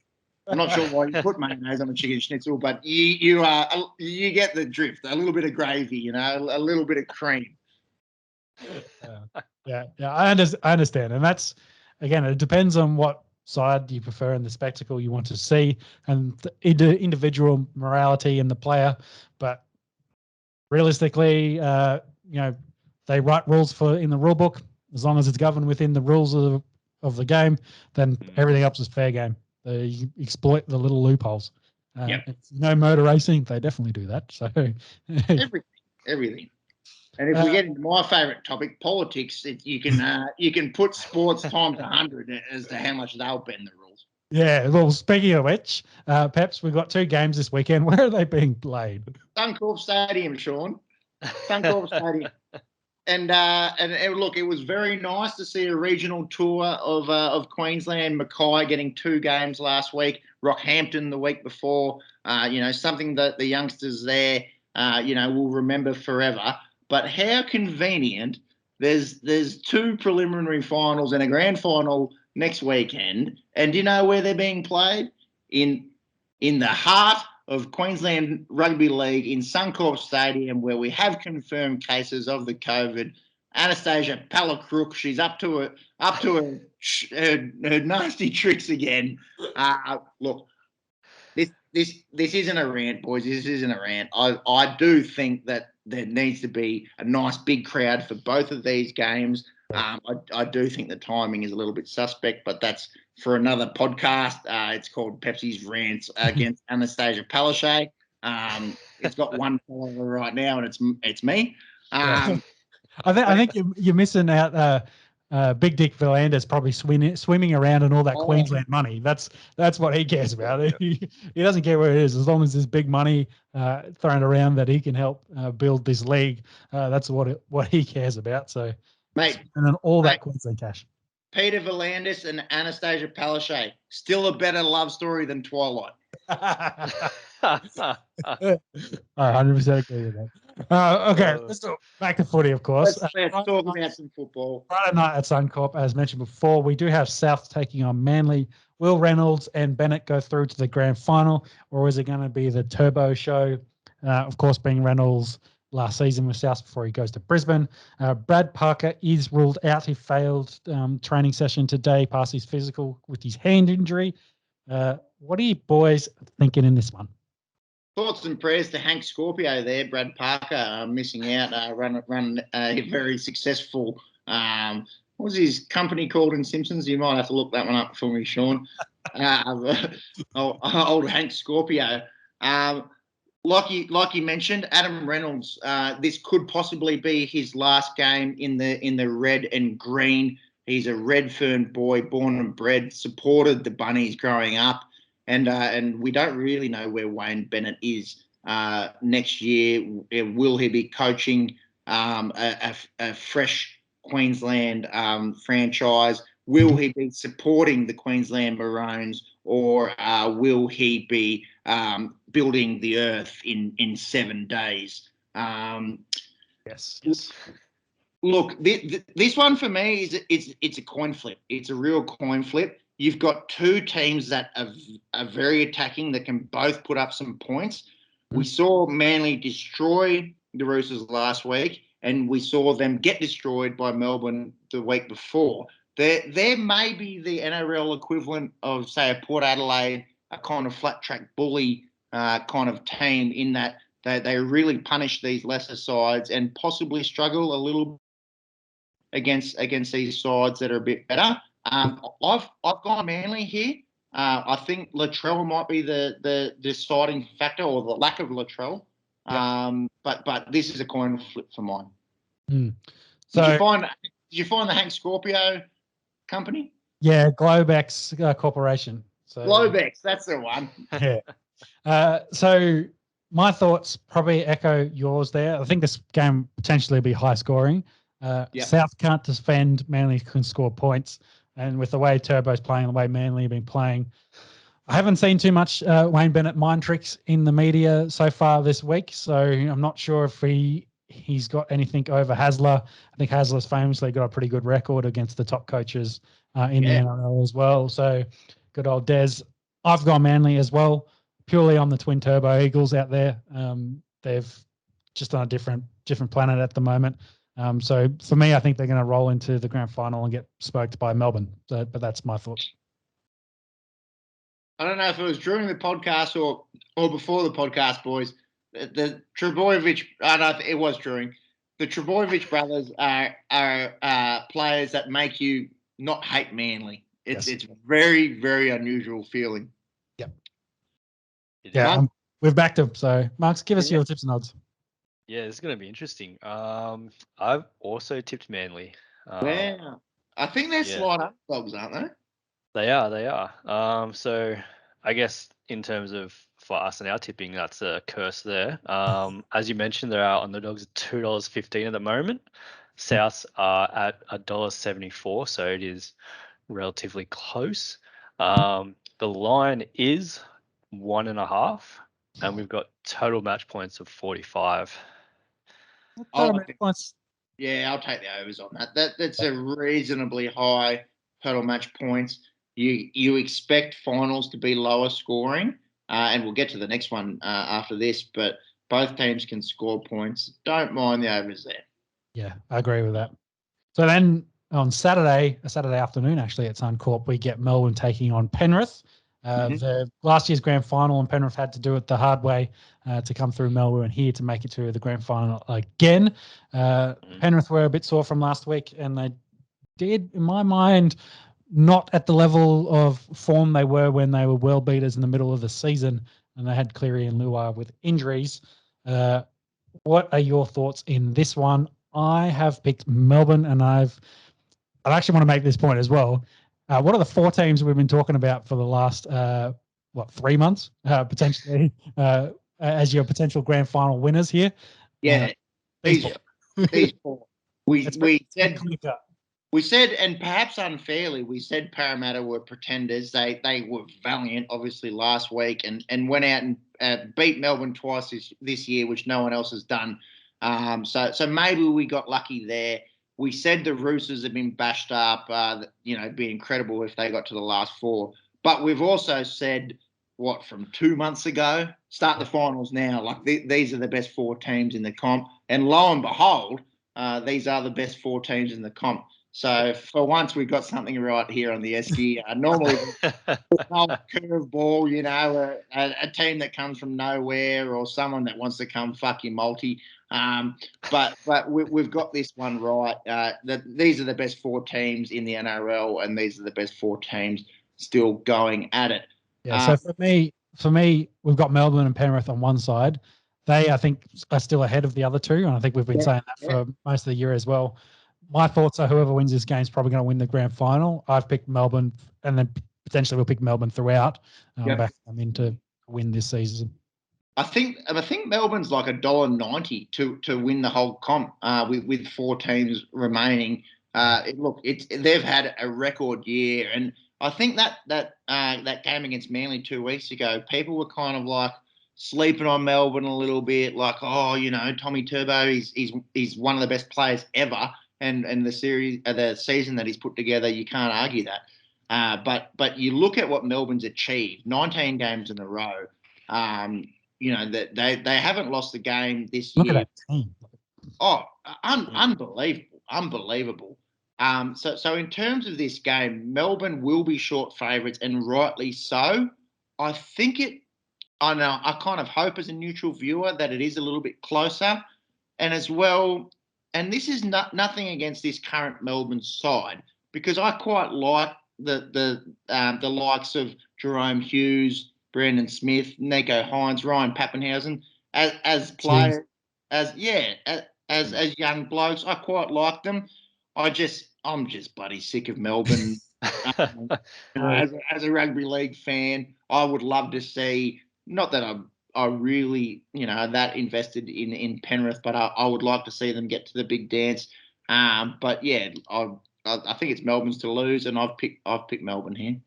I think, looking from memory, Penrith would be, of those 4 teams remaining, would be the longest, have the longest drought for championship winning a championship, because Melbourne did it last year, Manly did it 5 years ago, and Souths did it in between there, I think, as well. Whereas Penrith was early 2000s from memory. South, off the top of my head, was 2014. Penrith was that Scott Sattler tackle on Todd Byrne. 02 or 03, maybe? 03, I think, off the top of my head. Yeah, so they're the longest between drinks, but I just can't get past the Storm. Storm. Yeah. And they deserve to, frankly, the way that they've played, they deserve to be in a grand final. But, just hoping for some close games. Mm-hmm. That's it. Yeah. Can't get past the Storms without a car back. Hausen's firing off again. On Penrith side, To'o probably only going to be a late inclusion, so he's still only seeing as 21 at the moment. Which gets a little bit of doubt on that side of the field. Have you got any news on Kickow there? Apparently, he was very sore after the Eels game. I think he had the same as To'o. It was going to be a game day decision. So his Kickow is named 11. So he's in the starting squad. Not sure what will happen between now and then. But yeah, I've backed in the Storm as well. They are favourites $1.33. Penrith out at $3.45. That's crazy for a semi-final, isn't it? Yeah. And I'll tell you what else. Some guys that say, "Oh, a week off's no good. It's going to stuff up your momentum. You want to be playing every weekend." I'll tell you what. In what happened last weekend, that is utter bullshit. You don't want to run into Junior Paulo if you don't have to. No way. They that was a 5-round UFC. When they lift someone's arm up and he's just bleeding from every orifice. He's absolute war. Yeah. Exactly, absolute war. That's what last week was, and I don't think it served them any good in having some match fitness or extra game preparation. I think Melbourne coming off a week off, they'll be very, very hard to beat. And very, very prepared by Craig Bellamy, of course. I think, go back to my point there before when I said these are the 2 best teams in the comp, and they're given a $3 difference in the odds. Like, that is mental. Yeah. But again, we harp on it, but maybe that's where this league is at the moment. Yeah. Yes. Well, just going back to what you said before, so Melbourne Storm are favourites for the grand final, $1.80. Penrith are next there at $5. Then Souths are at $5.50, and then if you want to get on this Seagulls, they're $6.50. The bookies tend to agree. The grand final is this weekend.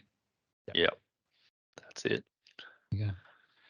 So with on that bombshell, that ends NRL news for this week. Quoting the Jeremy Clarkson there. I think we need to talk about some NFL and get into the NFL hour. Because we like to talk NFL. NFL an hour. Yeah. And speaking of, I might just quickly duck out for a week. So you guys take away the news. I'll be back. Well, not huge news, but I think the intro very much. Week 2 was the week of injuries to starting quarterbacks, unfortunately, with a lot of guys suffering outs, with potential long time on the sideline. But I think to kick us off, we've got to talk about some news.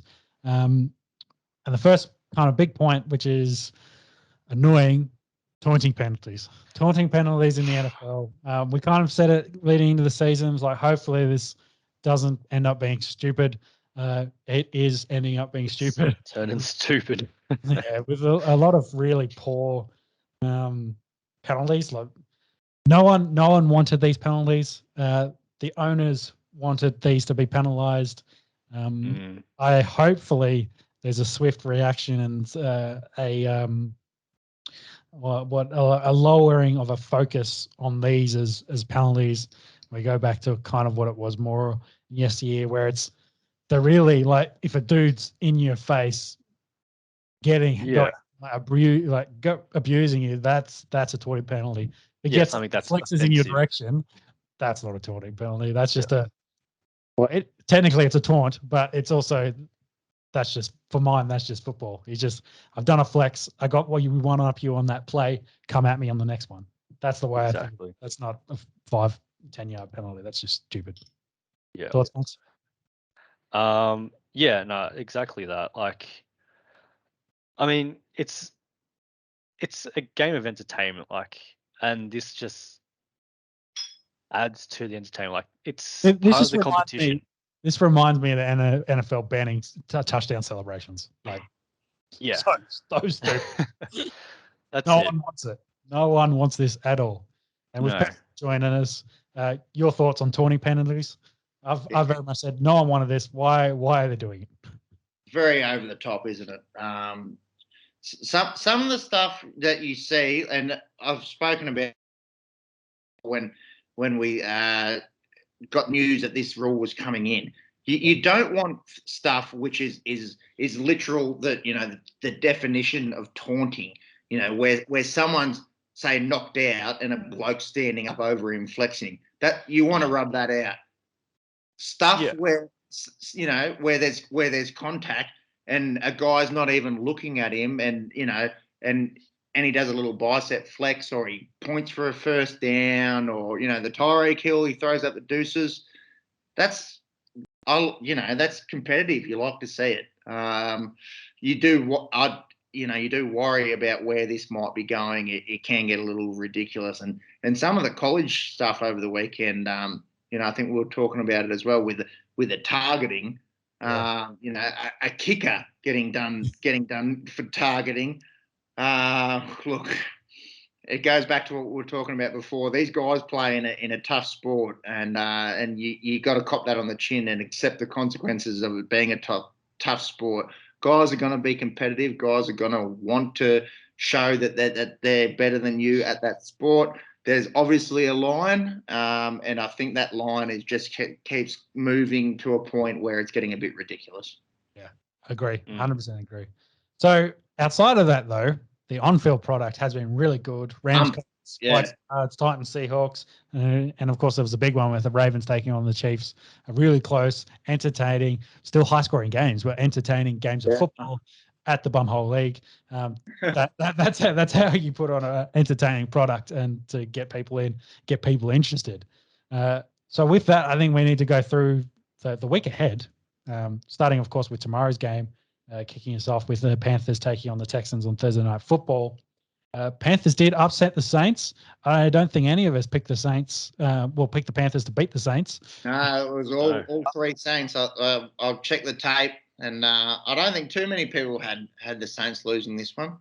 No, but Sam Darnold looks 100% different. Just shows how terrible of a head coach that Adam Gaze is. He's 2-0, so that's like a normal Jets season. He can lose the next 14 games or 15 this year, and that'll be a normal Jets year. Yeah. But that point, I think, who put that in the notes, that Carolina's defense has been superb throughout 2 weeks. 10 sacks, 3 intercepts. You think, not that long ago in the Luke Kuechly era, a really well-renowned defense, and then the last 2 seasons just dropped off horrendously. They retooled really well, though. They drafted really well. Exactly. I think it seems like that they might be back to that Carolina defense of 2015, 16, 17 of being a really nasty defense. Helps having a bloke back by CMC on your offensive side of the ball to help. If they're playing 7 or 8 in the box, that makes it easier to throw the ball. So for sure. The other side, so in this game, the Texans were playing really well against the Browns. I think they went into the half tied up, but Tyrod Taylor didn't come back out for the second half. I potentially thought maybe he got the hook because they were winning too many games and they need to get the first round pick next year. Trying to tank. They were worried about it, but he has again, not sure how bad his hamstring injury is, but it's bad enough that it's landed him an IR. Played the 3rd round rookie and David Mills while Deshaun Watson watches from the sideline. So, yeah, I think Houston, we thought they were going to be bad. They've been good. Potentially, they're going to go back to being bad now with a very, very young and rookie quarterback taking over that team. Yeah, but before the season started, everyone was like, Houston's a shambles. Everyone wants to get out of there. JJ Watt, DeAndre Hopkins come to mind. That they're all over the shop. And that's all true. But you can't underestimate the impact that Tyrod Taylor had in the first few weeks. It'll be very interesting to see how Davis Mills comes into this game and takes on this Panthers side, which really no one really thought would be an issue in the NFC South, and no one expected Atlanta to be any good, and that's come to fruition. But everyone kind of thought Tampa Bay and New Orleans would be all right. You might have a three-way race there in the NFC South. I think the Panthers are quite heavily favoured in this one, Monks. I've tipped them. I imagine you blokes have too. Yep. Monks, Jim Gibson. Yes. Yeah, I did tip him. I have to bring back up the odds for a moment. Sorry. I think they were pretty short from memory. Yeah. Like maybe too short, like $1.20 something. That's yeah, true. you're right there. Yeah, so their favourites $1.23. Houston is out at $4.25. So no confidence there in, I guess, Davis Mills as the rookie starter there. Sam Darnold 3-0, boys. That's it. Interestingly enough, though, the line is 7.5. Yeah, you never get good lines in the NFL. Yeah. Total match points, I think, is where it's at. Yeah, total match points we've got here is 43. I'd go the overs. I think the Texans have actually scored some points in their losses. Carolina's offense hasn't been great, but their defense has been really good. You know, I looked at all the primetime games before the season started, and I looked at this one and I thought, oh God. Like I thought the Panthers and the Texans copped that on a Thursday night football game. And then through 2 weeks, I thought, oh, you know what? This is actually reasonably interesting. So I'll be watching this one tomorrow. On this one. And quite interested in the result. Yeah. Should we move through to the Sunday games, boys? Definitely. And while you're taking a little wee break, I did mention that week 2 was the week of injuries to starting quarterbacks. We did have the second game we'll get to in a minute does have a new starting quarterback. This game actually had first of their new starting quarterback, Fitzmagic, of course, being out for at least 8 weeks, opted not to do surgery, so he's going to try rehabbing, but he's still going to be out for a long time. Potentially might not have a job when he comes back. Was it a hip injury that? You know, old man. He probably needs a replacement at some point. Yeah, it's arthritis in the hip. It's nothing. It's nothing acute. It's just chronic arthritis. Yeah, but Heineke was starting for them and did get that 1-point win over the Giants. He looks good, man. Like he looks like an NFL quarterback. Yeah, and he's got Scary Terry catching balls at ridiculous angles as well. Definitely helps. But they do run into the Bills, who had a dominant bounce back against the Dolphins, who of course did lose Tua, and we'll talk about Tua later on. But they were playing their backup quarterback in Jacob Brisket. So what was that? Largest shutout since Jim Kelly, defeated the Colts 38-0 in 1992. They did shut out the Dolphins. We all picked Bills last week, but I think we all said it was going to be closer than that match ended up being. I was like, oh, I'll pick the Bills, but I'm not sure about the odds that they are. And then they just went out and destroyed Miami in their own house. And me being the genius that I am, I brought in the Packers defense, who didn't do horrendously against the Detroit Lions, but I had the Bills defense on my bench in our new slightly adjusted rules for fantasy football. They had 27 points sitting there. Luckily, I was able to get a win through some other players. The Bills defense is really, really good. Bit of a hiccup in week 1. I don't think too many people expected them to lose to Pittsburgh, other than the Esky's own Monks. He picked that one, but I can't imagine anyone tips against the Bills in this one. I picked Bills. Yeah, I've gone Bills as well. They are favourites $1.29 at the moment. The football team is sitting out at $3.62. Line of 7 and total match points of 45. Not sure about the line. Not sure about the total match points. I don't think the Bills lose this one up there in upstate New York. They'll be, they'd be pretty hard done by to lose this one. An interesting game coming up here between the Chicago Bears and the Cleveland Browns. Both teams 1-1, and one of the big storylines in the NFL this week is that rookie quarterback Justin Fields is going to get the starting job here for Chicago. What is the injury with Andy Dalton? It's not expected to be long-term, is it? No, I think it's only a couple of weeks, so I couldn't get an answer on the actual injury. But he did say he was only giving me a couple of weeks. I think we've been saying that Justin Fields will be the starter within a month. Andy Dalton only lasted 2 games. But we thought it was more going to be from poor performance versus injury. But, hey, Justin Fields is going to come out there. I think he's actually one of the leading rushers in the league at the moment too, considering he's a backup quarterback, or leading rushers for quarterbacks. Yeah, I think for quarterbacks he's right up there. One of the interesting things here is the Andy Dalton injury. I think the determinant of how long he is out is the play of Justin Fields.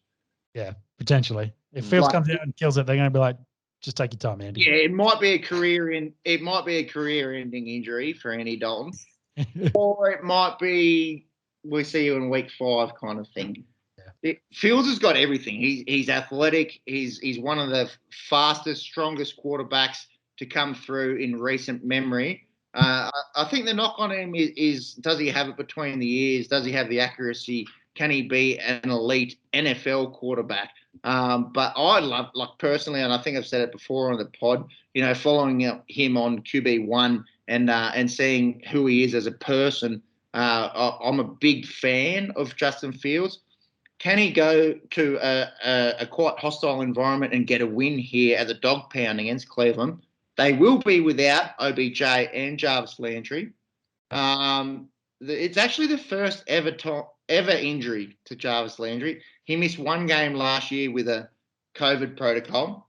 Yep. But I think he's been in the league 5 or 6 years, never missed a game outside of that 1 game. So I think he's got an MCL. So they're down their best receivers. I've got no idea who's going to be up for them. It might be Donovan Peoples-Jones or the rookie Anthony Schwartz. I expect them to pound the rock big time here, and I still think they get the win here. I think Cleveland's pretty good. I think they're the real deal, but I'm very interested in this game, as much of America will be, to see how Justin Fields goes in his first NFL start. Yeah, agree big time. I've on the dog pound, I think they will beat the Bears with the one. You got to remember, the Browns defense is good. Look at that 1-7. I think Fields is going to be running for his life, and we'll have to see how he goes with that. But yeah, Browns for me by a good margin. This is Landry's 8th season in the NFL. 8, and so he's missed 1 game before that with a COVID protocol, and then outside of that, no injuries. Yeah, 4 for Miami, 4 for Cleveland. There you go. Unreal. There you go. Yeah. I've gone Browns as well. They are favourites at $1.30 at the moment. Bears are out at $3.54. The line is 7. We've got total match points of 45. See, I don't know if I would be that confident at the Browns at that price. Considering they're going to pound the rock as well. So to be honest. But look, we've all gone the Browns for good reason. The next game, I think we'll all pick one way. It seems like a bit of a no-brainer. The Baltimore Ravens go up against the Detroit Lions. The Ravens, this was an instant classic on Monday Night Football.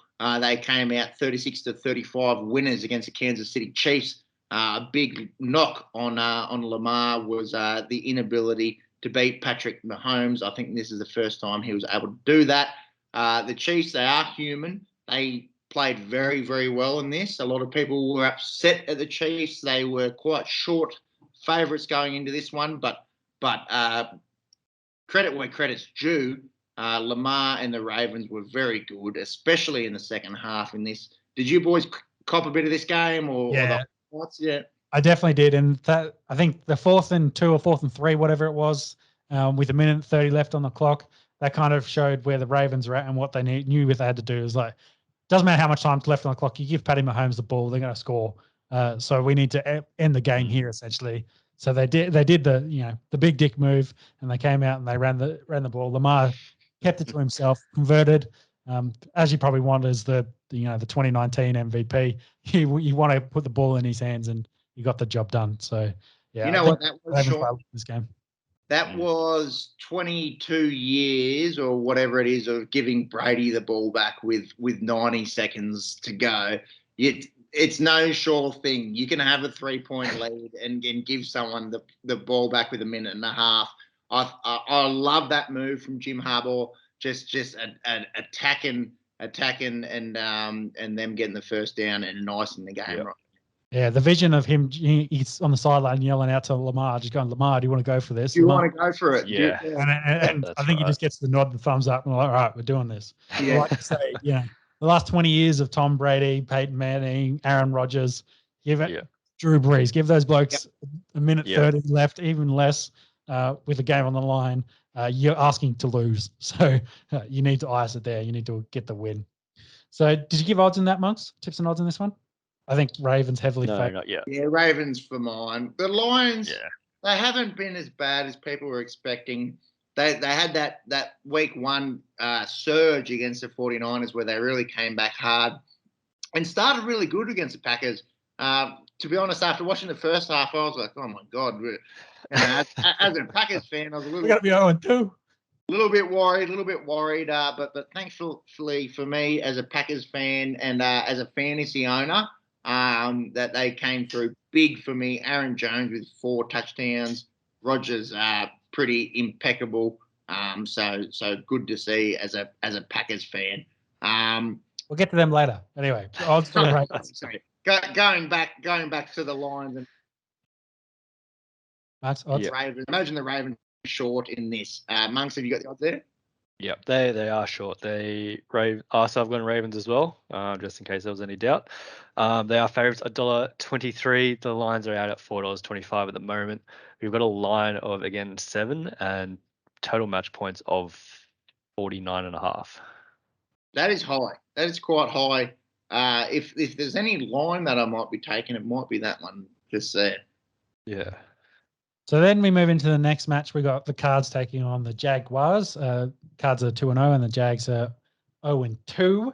Urban Meyer through the week was quoted as saying every week in the NFL is like playing Alabama. So it's just a different level. And kind of seeing that. And then some, I'd imagine. Yeah, they've got a young squad, of course. But the Cards, on the other hand, they look really good. Had a really good battle against the Vikes. Kyler.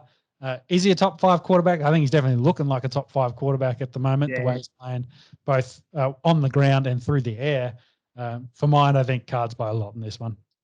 Just going back to Kyler, I wrote out my top 5 this week, and he's not in it yet. I think I had Mahomes, Rodgers, Brady, Russ Wilson, and I got Lamar just ahead of Kyler. Kyler will be a top 5 quarterback in the NFL. There is no doubt amongst that. You remember when he got drafted and people were like, "Oh, he's too short," Yeah, he didn't run. Why is that a thing anymore? Like Russell Wilson, Drew Brees, these guys that are 5'11", doesn't matter. They can if they're mobile and they've got the arm talent, it doesn't matter. Kyler. I think Kyler was famously 5'9", by the way, Peps. So no, they always, it's like Bart Simpson when they've got to jack him up, come Fallout Boy. He grew those several inches he grew those inches that you needed and several feet more. ESPN reckons he's 5'10". 5'10". Yeah, give him 5'10". His combine says 5'10", but I think he was 5'9" and maybe 3/4 or something like that. Well, you know what you boys are doing? You are proving my point. You're proving my point that it doesn't fucking matter. Yeah. Well, he had a baseball background and he's got an absolute cannon for an arm. So, like you say, it doesn't matter. And some of the stuff that he does, avoiding pressure and delivering balls, is uncanny. He is actually very Russell Wilson-like in the way that he evades the defenders. I think maybe we've spoken a lot about Kyler, who deserves to be spoken about, and this game probably deserves to be spoken about, not much. I think the Cardinals win this pretty comfortably. Yeah, give us some odds, Max. Yeah. What tip? Which I'm assuming is cards. Yeah.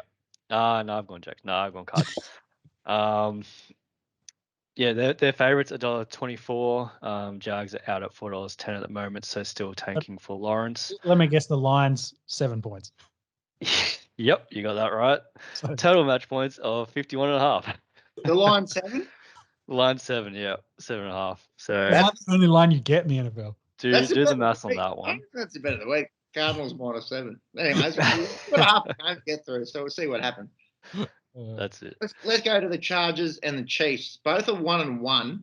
A kind of unexpected loss for the Chiefs, obviously against Lamar, and the Chargers, they went very close to knocking off the Dallas Cowboys.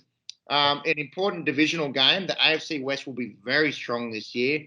We've seen the Denver Broncos and the Las Vegas Raiders start off very well. Our thoughts here, boys. Packed out house at Arrowhead. Mahomes will be, pretty filthy with a loss last week. You'd imagine the Chiefs get the job done here, and I imagine the odds reflect that. Yeah, the Chiefs are still a better squad overall than what the Chargers are. Chargers definitely got some talent, and they've been better again this year. But Definitely, Chiefs. So I'll back the Kansas City in as well. Yeah, I've gone Kansas City as well. They are favourites fairly heavily as well at $1.31. The Chargers are out at $3.47 at the moment. That line is 6.5. And we've got total match points of 54.5. Always a high total match points whenever the Chiefs are playing. Kind of hard to pick that one. Sean, Tyreek Hill. I ranted about him in week 1. He went nuts. I think he had the most receiving yards in week 1. In week 2, did not do much. So perhaps there's a little bit of testament to your critique of Tyreek. Simple theory. He's not the best receiver on his own team. So not the best on his own team. Yeah, Travis Kelce is. Oh, well, okay. We're talking about okay. I thought you not the best wide receiver. Yeah. Okay, I'm with you. But yeah, also a little bit Tyreek Hill-ish, if you will, do that as a verb. Is that a verb? Potentially, who'd they play with? The Ravens. No, he didn't have, because they had a lot of injuries. They had Peters, and. Well, I think he got a bit of Marlon Humphrey. That'll be it. And possibly game situations, but didn't do a whole lot last week after having a stellar first week. Look, we've all tipped the Chiefs here. There's just a little bit of a tidbit, I guess, on the side. This is, if we're talking about gambling, Monks will have the odds in this one. The Saints go up to Foxborough, Massachusetts as underdogs here. What are our thoughts on this one? Obviously, the Saints losing to the Panthers last week, but destroying the Green Bay Packers in week 1. Patriots beat the Jets. It's the Jets. And they've lost to the Dolphins. What do we think here? I think Saints. I do really like what the Patriots are doing, and Mac Jones is week in, week out. You can kind of see the improvement of him as a quarterback. But I think the Saints overall as a roster bounce back. That defense as well is going to make it very, very challenging for the Patriots. The Jets, on the other hand, the Jets just stink. I think you boys saw some of the reviewing of the Jets play, especially offensive line play. I'm going to go Saints here. Yep, Saints for mine, Max. Yeah, I'm going Saints as well. Yeah, this is one of those interesting ones. Don't know what the bookie's seen it, but Saints are underdogs at $2.27. Patriots are at $1.64. So close-ish, but still having Patriots as the favourites. They've got a line of 3 and total match points of 42.5. That's where I was hoping for that line of 7. That if you take the Saints for 7, I'd definitely be on that. But I still think they're good enough to go up there and win. I guess it's the Foxborough part of it as well. So and it's the Belichick side of things, I guess. I suppose you're looking at how well can the Saints offense fire off against a Bill Belichick's Patriots D, which is much better than it was last year. Yeah, but I think Saints at $2.20 and then only 42 for the match points. They're over on that. Like Saints score points. I think that's the pretty good bet there. Sean likes the overs there. It is a low total match points. Let's move forward, boys. Falcons and Giants. We won't spend too much time on this one. 2 NFC bums. We don't see either of these teams making the playoffs. You do feel a little bit sorry for the Giants. We did speak about it last week, for their fans at least, losing the game in typical New York Giants fashion in a jumping off sides and allowing a field goal to go through in the dying seconds. Danny Jones, he's been pretty good. He's been running the ball more than you'd imagine. And what's the problem with the Falcons, boys? Obviously, losing. That's the problem. They stink. The defense is no good. They've lost Julio Jones in the off-season. Matty Ryan is aging. This one for me is actually quite hard to pick. I think at home I've gone the New York Giants. Based on their rosters, and the Giants have been pretty close in a couple of their games as well. They have talent. They just haven't put it all together. Their lines, both sides of the ball, probably where they. Well, I guess Williams is pretty good for the Giants.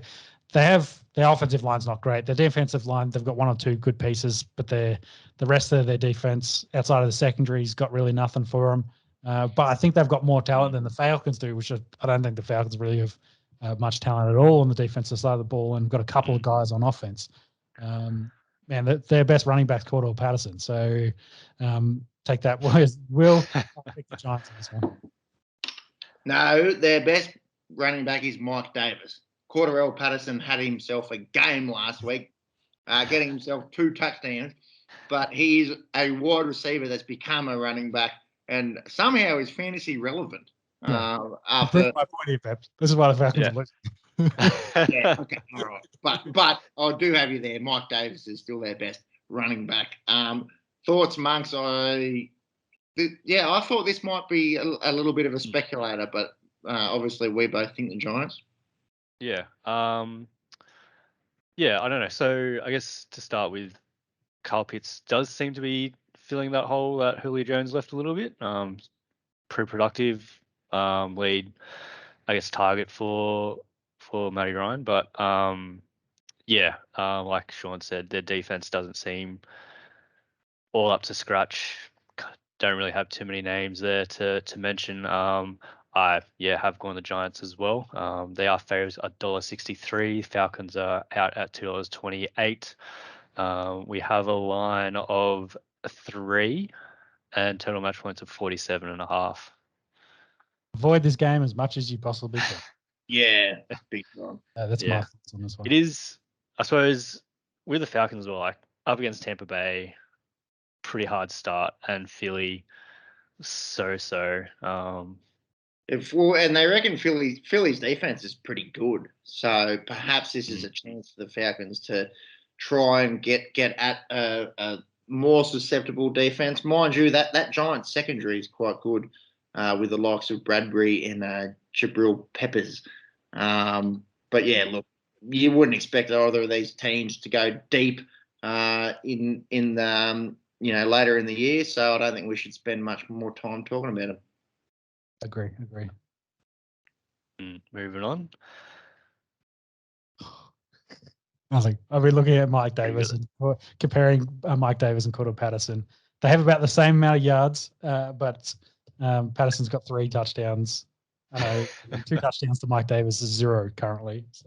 It's 2 games. You should compare the yards over 10 years that Cordell Patterson's played to the 2 years that Mike Davis has played. And Mike Davis. I'm just going over the recent events. It's the not for long league, so that's it. Actually, that You want to does make a remind bet? me. You want to I make did. a bet who scores more touchdowns this year? Not at all, because I don't want to care about Falcons football. So let's move. Fair enough. I care about winning bets. So when anyone ever wants to get at me for that, I'll get at you. But we should move forward. An AFC North matchup between the Cincinnati Bengals and the Pittsburgh Steelers. Both teams are 1-1. Is Big Ben out? Have we got confirmation, or do we have to wait a little bit more to find out what's going on with Big Ben Roethlisberger? Yeah. He's got a bit of a pec injury. They haven't announced whether he's going to play or not. The other one I just remembered as well, TJ Watt didn't play the rest of the game last week. Yep. Mm-hmm. Groin injury. Potentially going to play this week, but if he's your $1 million man at the moment, you may rest him for a week. It's a bit hard to do in the NFL, but hey, you'd rather have him than not have him. So that would be two huge outs for the Steelers. The Bengals, on the other hand, played a pretty close game against the Bears. Probably should have beat the Bears considering where they're at. Steelers, to me, are a better roster. This is a hard one, and probably going to be a close game of football. Mixon's been good for the Bengals. Steelers got a good front seven. I'm going to lean towards the Steelers and the defense on that side, and I'm going to pick them. Yeah, I agree. I think the Steelers win this. I don't care if Mason Rudolph plays quarterback for them. I think the Steelers are better on paper. I have been impressed with the Bengals. I think they're better than they were. Nice to see Joe Burrow operating Jamar Chase. But I think the Steelers at Heinz Field are the better side here. Monks, your thoughts? Yep, I've got the Steelers as well. I am putting their defense back in on my starting lineup for fantasy after last week. They are favourites at $1.57. Bengals are out at $2.42. We got a line of 3, total match points of 43.5. They reckon low. Yeah. Moving forward to the last early game in the Tennessee Titans taking on the Indianapolis Colts. Is Carson Wentz confirmed out? Can one of you boys chase that up? Or I checked this. Yeah, not confirmed yet. He's dealing with the ankle, of course. It's a bit tender and sore whether he plays or not. He potentially wasn't it both ankles?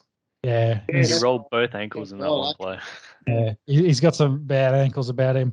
Probably not going to matter because they're going to run into King Henry on the other side with Tennessee. We're talking about squads. They are the better squad at the moment. The Colts did make the playoffs last year, but Wentz, they've kind of struggled offensively.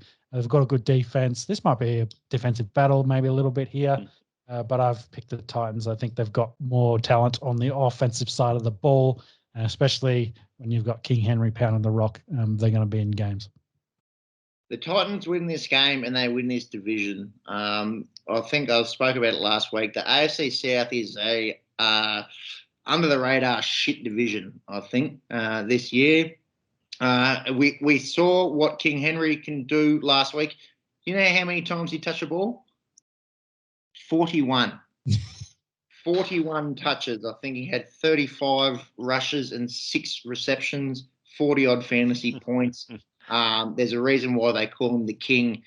He's just different athletically. I think the Titans go 2-1, and the Colts will be in very deep water at 0-3 in this one. That's my thoughts. Yeah, Monkey's tips and odds. Yeah. So just on Henry real quick, he's already broken the 2K mark for yards rushed. So very strong start to the season. Say that again. What are you talking about? 2Ks rushing yards. 200. 2,000. He hasn't done 2,000 yards this season. Wait, have I got the wrong stats? That's last year. Don't mind me, that was last season. Are you what am I talking about? Yeah, I think so. Open up those eyes. It's week 2. I've had 2 drinks already. Yeah. So he rushed for I was trying to work it out. Is it? That didn't even sound right when I was talking about it. Yeah, I was trying to work it out.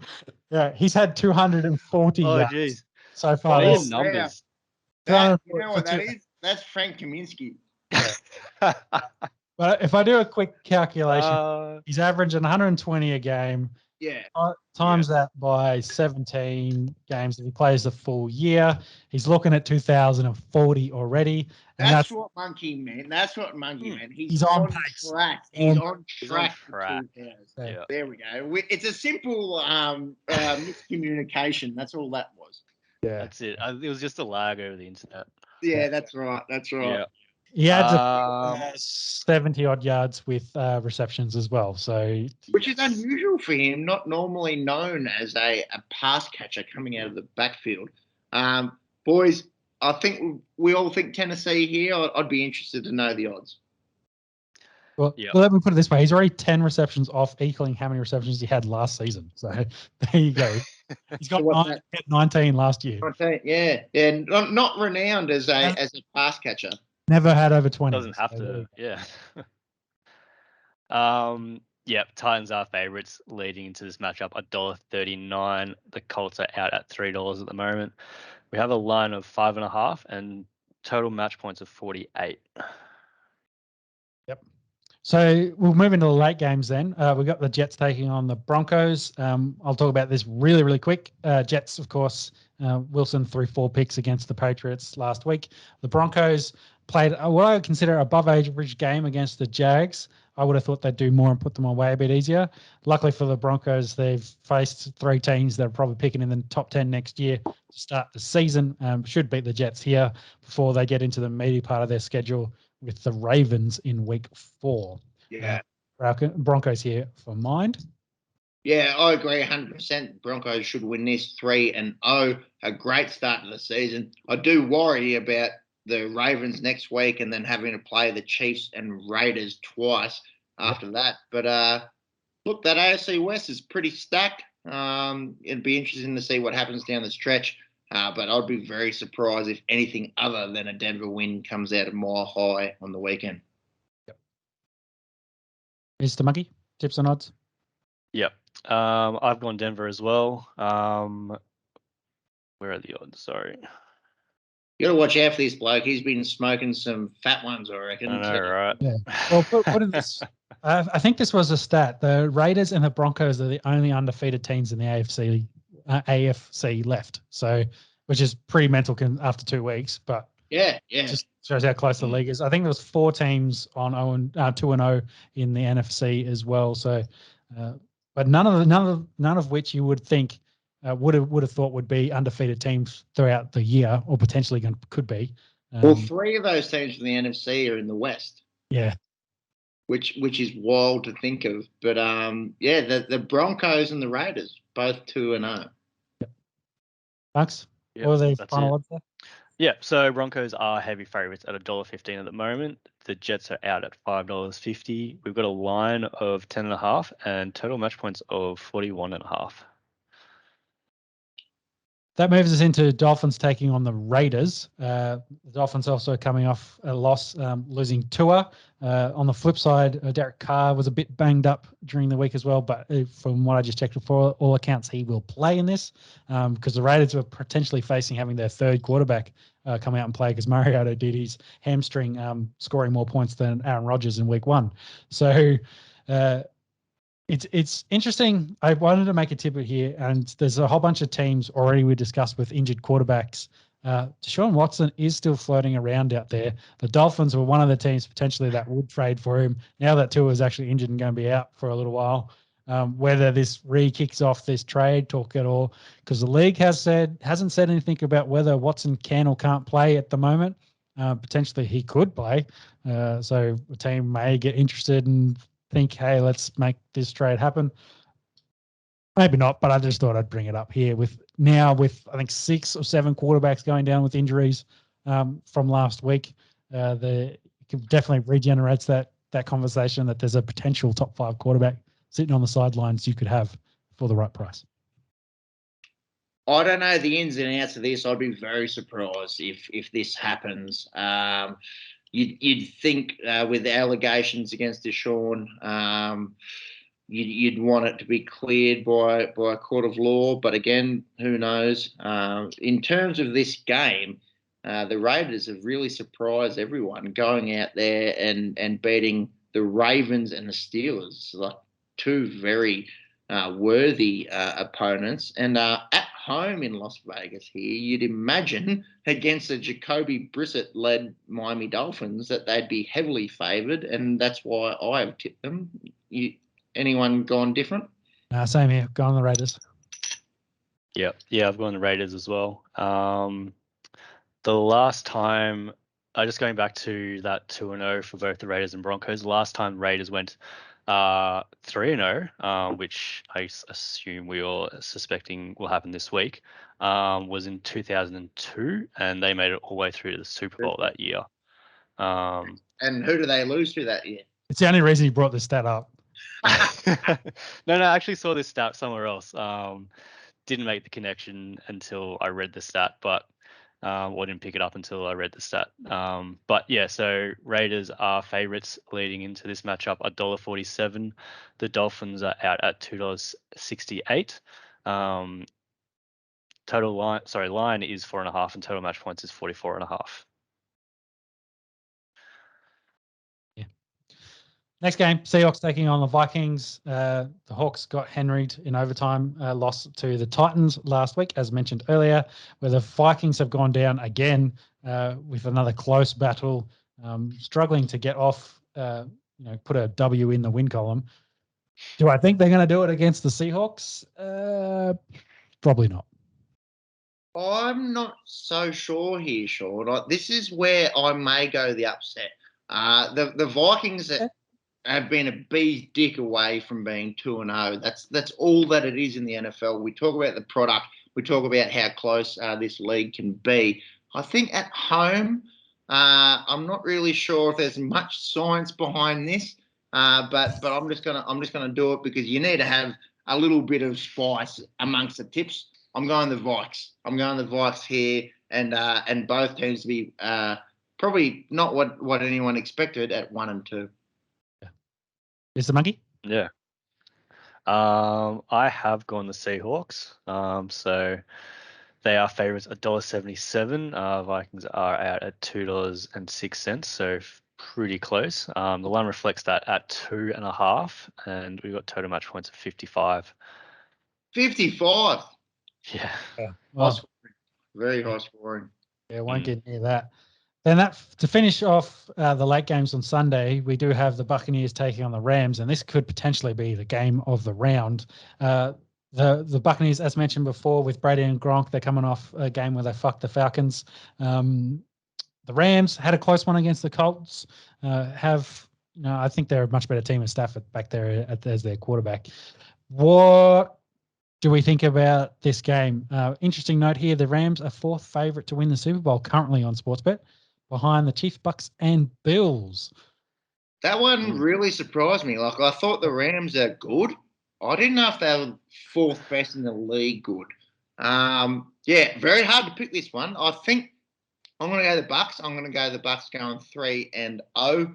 Obviously, the Rams are much better outfit with Matt Stafford under center. Been pretty impressed with them on both sides of the ball. And Cooper Kupp, I think, within the first 2 weeks of the NFL, leads the league for receiving maybe fantasy points, but he's caught a bunch of touchdowns and a lot of balls. The Bucks, on the other hand, they share it round. Gronk has been doing old Gronk stuff. No AB this week, I think, was the shout too. Antonio Brown is out. Getting at Scotty Miller, he will step up into that role. AB's got COVID. Oh, he's got COVID. Well, he's on the COVID list. COVID list. Shouldn't assume, but he's on the COVID list. So no AB this round. What about the resurgence of Rob Gronkowski? I've got him in another fantasy league, and one of those ones where you got to pay money. And I don't know if I've mentioned it to you boys before, where I think Travis Kelce went for $50 and I bought Rob Gronkowski for $2, and he's done very well for me. Shout out to Tom Padgett, if you're listening, got him in our league for not much. That's it. I think the Bucks go 3-0 here. This is the only matchup of teams that are 2-0 this weekend. Can't wait to cop this one early Monday morning, our time. Yeah, and I think it's going to be $3 on this. Monks, do you want to give us some odds? Yep. Yes, this is one of the closest ones of the round, obviously. Bucks are favourites at $1.81. The Rams are $2 at the moment. The line is 1.5, and we've got total match points of 55.5. Another high scorer. Yep. Don't mind that. The Bucks are putting up some points, and Brady is putting up ridiculous numbers, but can't wait for that one. Has he got 8 touchdowns through the start of the season? I think 9. Is he gone 4 and 5? One of you boys would be able to bring that up pretty quick, I would have imagined. He's been fantasy one of the best quarterbacks getting around. My gut feeling is that he's got 9. 9 and 2 intercepts. He's got 9 and 2. And those 2 intercepts, one was a Hail Mary against the Dallas Cowboys, which got picked off before the half, and one was a tip ball off Leonard Fournette's hands. So essentially, he's accountable for 0 intercepts. Yep. Unbelievable. So let's talk about your Packers. Sunday night football to finish out the Sunday day of football. Packers are taking on the 49ers. 49ers coming into this 2-0. Packers 1-1. Packers, as mentioned before, had that big second half to finally light their season after being very, very slow. It took them 6 quarters to get on the same page. But Aaron Rodgers looked like Vincent Aaron Rodgers out there and got the win against the Lions. 49ers had a bit of a closer battle against the Eagles for 17-11. That is one of the most random scores I think I've seen in a very long time. Very unusual. But we've got to talk about these 49ers running backs because they're all injured. Let's put it that way. I don't even need to name it. They're all injured. They've been drinking the same water as the Ravens running backs. The poor blokes, you hate to say it. Apparently, the good news is that none of it's too bad. None of it's season-ending injuries there for the 49ers running backs. Just going quickly back to the Packers, very, very concerned after their first half against the Detroit Lions, and then finally started to get a bit of momentum in the second half there. They came away winners. I think the 49ers start favourites here, Monks, if you wouldn't mind. I've gone the Packers, obviously, with my heart, with the Niners having no running backs. But that 49ers defense is very good. This should be a close contest, but I've gone the Packers.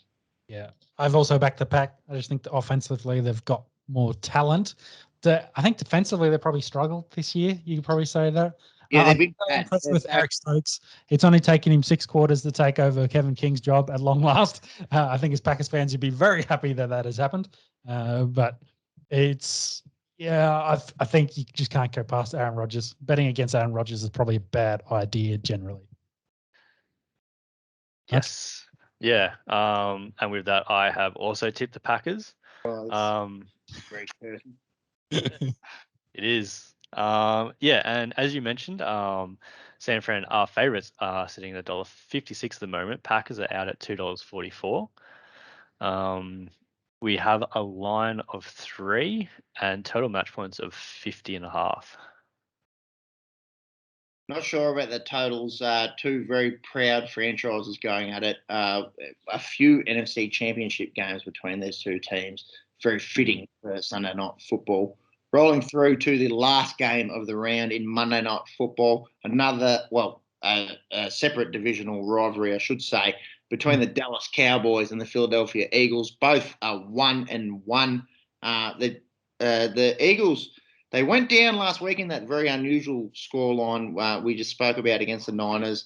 With Jalen Hurts looking very, very good with his legs, I must say. I think he had about 80 yards on 10 carries for a touchdown. Not quite getting it done with his arm, but the talent is there. And the Cowboys, they just pounded the rock against the Chargers. They just got home 20-17 winners there. They split it, actually, between Zeke and Tony Pollard. This is a big one because this division is right up in the air. Every game matters in the NFL, especially divisional rivals. I think the Cowboys get it done. I was talking about it a few weeks ago. I think they win this division. I think they're the best team in the NFC East. But the Eagles have been quite surprising, boys. What do we think? Yeah, Cowboys, Monday Night Football, Dak to throw 50 passes. Yep. That's my thoughts on this one. They like to show up big in Showtime. They're not going to pound the rock on Monday Night Football. They're going to throw this all over the place.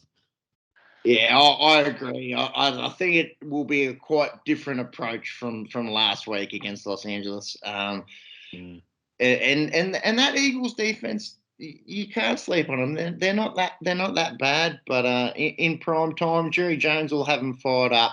I think the Cowboys get the win here. What are the odds there, Monks? Yep. Is it close, or are the Cowboys relative favourites? I'd go relative favourites. So Cowboys are $1.53 at the moment. The Eagles are out at $2.52 at the moment. Line is 3.5, and total match points is 51.5. It's a few points there, isn't it? Not sure, but you'd think that the Americas team gets it done there. Yeah, I don't think Eagles will be enough dance partner to put up enough points, maybe to cover that 50, confidently. For sure. And with that, with that ends the NFL chat, or the NFL hour for this week. Which means we need to go into the final round, and that means we kick off with the UFC. UFC 266 coming up this weekend. The one main fight that we mentioned last week over the weekend, Anthony Smith taking on the upstart Ryan Spain. The gatekeeper versus the new potential hot commodity. Gatekeeping for one here showed his more talented ability currently. Kind of show, the levels to this shit, as they like to say. And Ryan Spain will have to go back and work his way back up. But it was a good, very convincing win from Anthony Smith. He dominated really throughout this. But let's talk about UFC 266. Do we want to go reverse order or start from the top of the main card?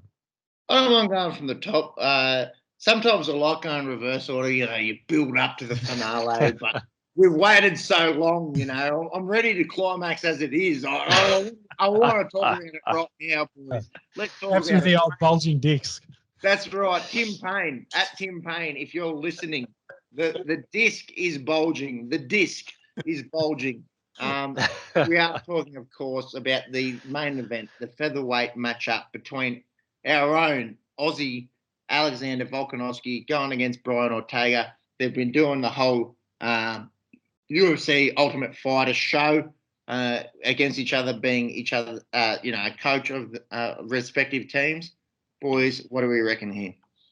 Yeah, but a really interesting one. Ortega really got stopped in his tracks by Max Holloway, and kind of had to work his way back into it. But Volk, had two really competitive, dominated fights against Max. And UFC maths never works, but I really like what Alex Volkanovski is a champion that Jimmy fights out of as well. A very impressive gym, and got a couple of champions in there now. So I'm going the Volk. I got to back this train. You can't go against him. Biased. Yeah, it's probably a little bit of bias for all of us, Monks. So I imagine you probably echo the same sentiment. Yeah, no, definitely. I mean, Ortega's no slouch. He's a great fighter. I just don't think I've seen him fight at championship belt level just yet. Hasn't for a while. It probably goes. Yeah, I guess the couple fights he had with Holloway sort of put him in his place in that regard, I guess. Would like to hope that Volkanovski's had a good camp and hasn't really sort of slacked off, underestimating Ortega in any way. But yeah. So to give you clarity on that, he lost to Holloway in 2018. He had a decision victory over the Korean Zombie last October, so in 2020, and that's the only fights he's had in the last 3 years. So yeah, big task compared to the Volk, who I think's fought at least 4 times in that time frame, if not more. We go to the co-main then, and we've got Valentina Shevchenko taking on Lauren Murphy. If Amanda Nunes didn't exist, Shevchenko is probably the best female UFC fighter in the world. Baby goat. She's the baby goat. Yeah, definitely. And with that, I think she potentially smokes Lauren Murphy in this one. I imagine the odds reflect that. hats off to Lauren Murphy for accepting this fight. Co-main event, going for a belt, but I think Bullet Shevchenko takes care of business here pretty comfortably. Monks, I imagine. Yeah, I don't think they'd be too favourable, would they? Give us the last two. I think I skipped over Volk as well. Yeah. I'll start with this one because I've got it up in front of me. So Valentina Shevchenko is at $1.05.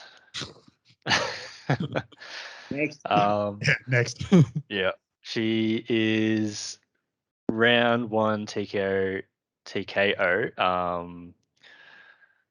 method of victory at $4.50. If I go back to Volkanovski, he is favourites at $1.53 with Ortega out at $2.38 at the moment. Method of victory there is a round 1 knockout to Volkanovski as well. Interesting. So then we go into probably the biggest and most talked about fight of this card, which probably does a bit of a disservice to the champions, but we're talking about the return of Nick Diaz. It's been 6 years, I think, maybe longer. Taking on Robbie Lawler in a rematch from when they were both early 20s, now both late 30s, one being Diaz being 38 and Robbie Lawler being 39. Interesting enough, this fight has been moved from welterweight to middleweight on the request of Diaz. I saw that today. Because they're probably both old, fat, so that they can't quite get down to the weight. I was saying this to James though. Diaz is a marathon runner, and they do triathlons in their spare time, and Robbie Lawler's always ripped. Very fit human beings, I know. But I also know as Father Time comes a clicking, cut weight gets challenging. Yeah, it does. Especially 15 pounds in this regards. It's massive. And there's been possibly a knock on the UFC compared to, say, boxing, where you have much more, many more weight divisions. Every half pound. Exactly. And I don't like that. I like the UFC in that, there's not 1,000 divisions. I think, 10 to 15 pounds is fair enough. But seeing two older guys going at it, I don't know if it is the biggest fight on the card. It's probably the most talked about is the way I want to say it. Yeah. The hardcore very much so is like Nick Diaz is coming back. There's the nostalgia kind of element going about it here. I'm very excited to see Volk and Ortega personally. In this fight, big Robbie Lawler fan. He's been beat up his last few times, and who knows what we're going to see with Nick after a long time out of the octagon. Very hard to predict how this might go. I'm going to go Robbie, Ruthless Robbie, just on the fact that I like him, but who knows? Who knows? You've got nothing to go off in terms of recent footage out of either of these guys. So I'd be very interested to see what you guys think and what the odds reflect. Yeah, well, Lawler coming off 4 consecutive losses, all against killers, though, of course. It'd be very, like you say, very interesting with the ring rust at all for Nick Diaz. Potentially, their first fight was a war, one of the best fights of all time. I would say this potentially could go that way as well. Hard to pick. I'm going to pick Robbie purely because of the activity, but I'd also say that it's 20. I just looked up 2015. No contest loss to Anderson Silva when I think Anderson pissed hot for taking dick pills from Thailand. Legit story. So Bolton. It's been a long time. Tim Payne's been don't drug test Tim Payne. He's got those Bolton discs. So his medication mixed up. That's right. This one, I think, spoiler fans, it's more of a spectacle. Watch it than the actual result matters. Let's hope it goes longer than a couple of minutes. I think it's probably the main thing. Then we move into the heavyweight. Oh, did we get any odds? Give us some odds, Monks. Want some odds? So Robbie Lawler is favourite $1.57. Nick Diaz is out at $2.15. If we're looking at method and round combo, we've got Robbie Lawler KO round 1, $5. as a hot favourite there. Okay, very good. Thank you. So let me move into the heavyweight contest for Curtis Blaze taking on Rosenstrike. As mentioned, Peppy mentioned very, very early in the podcast. Suriname. Let's go Suriname. I don't believe that was which was the heavyweight fight that was meant to be for the interim heavyweight championship. It's not this one, is it? No, it's not this one. It is what's his name from France that got it. Monks will help us out here. Nganno's got the belt, but there's an interim title coming up. So Cyril Gain won the interim. Cyril Gain, that's right. That was back in. That was the last UFC. Yeah, fight. about 265. Gain one. Yeah, that's right. Yep. But these two, talking to these two, they're I think 4th and 5th currently in the rankings anyway, so they're there and thereabouts. Probably need a good bounce back. Blades, well-known wrestler, and that's his method of victory. Rosenstrike, more with striking and the bazookas trying to get in a gunfight. Potentially he might be outmatched here with Blades taking him down. But who knows? Heavyweight division could go either way. Yeah, looking forward to this one. It's the 4th last fight, so people kind of underestimate it. But these are 2 legitimate heavyweights that are going to go at it. I think Curtis is quite short here on the odds. I wouldn't be surprised if this goes either way. I won't pick one way either way, but heavyweights, whenever they're going to throw bombs, especially if they're from the hardened jungles of Suriname, you know watch out for them. I think I know Pep's pick based on that solely. So there you go. Yeah, fuck it. I'll go Rosenstrike. Who is 5th, 6th, and Blades is 4th, just to confirm their current rankings. Mark's odds? Yep. So Blades is favourite. Obviously reflecting those rankings, I suppose. He's at $1.28 at the moment. Rosenstrike is at $3.50. Very short, in my opinion. Yeah, well, yeah, like you said, when we're talking about heavyweights, it's a flip of a coin. It's a one-punch sort of deal, I guess. Speaking of the method round combo, the favourite or the shortest odds is actually Curtis Blades KO in round 1. Yeah, that makes sense. These big guys have got some power. They can bang. I'd be surprised if this one goes a distance. So then we finish off the main card with the women flyweight fight with Jessica Andrade taking on Cynthia. How do you say her last name? Calvillo. Andrade is the first female fighter with 20 UFC fights, which I thought was quite interesting. Yeah, I thought so too. I would have thought, some of the bigger names like a Nunes or a Ronda Rousey might have reached 20, but turns out it's Jessica Andrade. Yeah, there you go. I don't like her opponent's chances, though, when we start thinking about this. I think Andrade is going to go out here. There's just, and we talked about this with Shevchenko a minute ago, there's levels, and they're just on a different level at the moment, and going to come in here and probably get a win in this one. So 1, 2, 3, 4, 6, 7, 10, 11, 12, 13, 14, 15 fights for Amanda Nunes in UFC. There you go. So Andrade is 5 ahead of her. I agree, Sean. I think she does this pretty easily. Monks, do the odds reflect that? Yeah, they do. So Andrade is favourite at $1.31. Calvino is out at $3.26 at the moment. Sorry. Again, like pretty much all of the other fights on the main event, Andrade is a round 1 KO favourite at $7.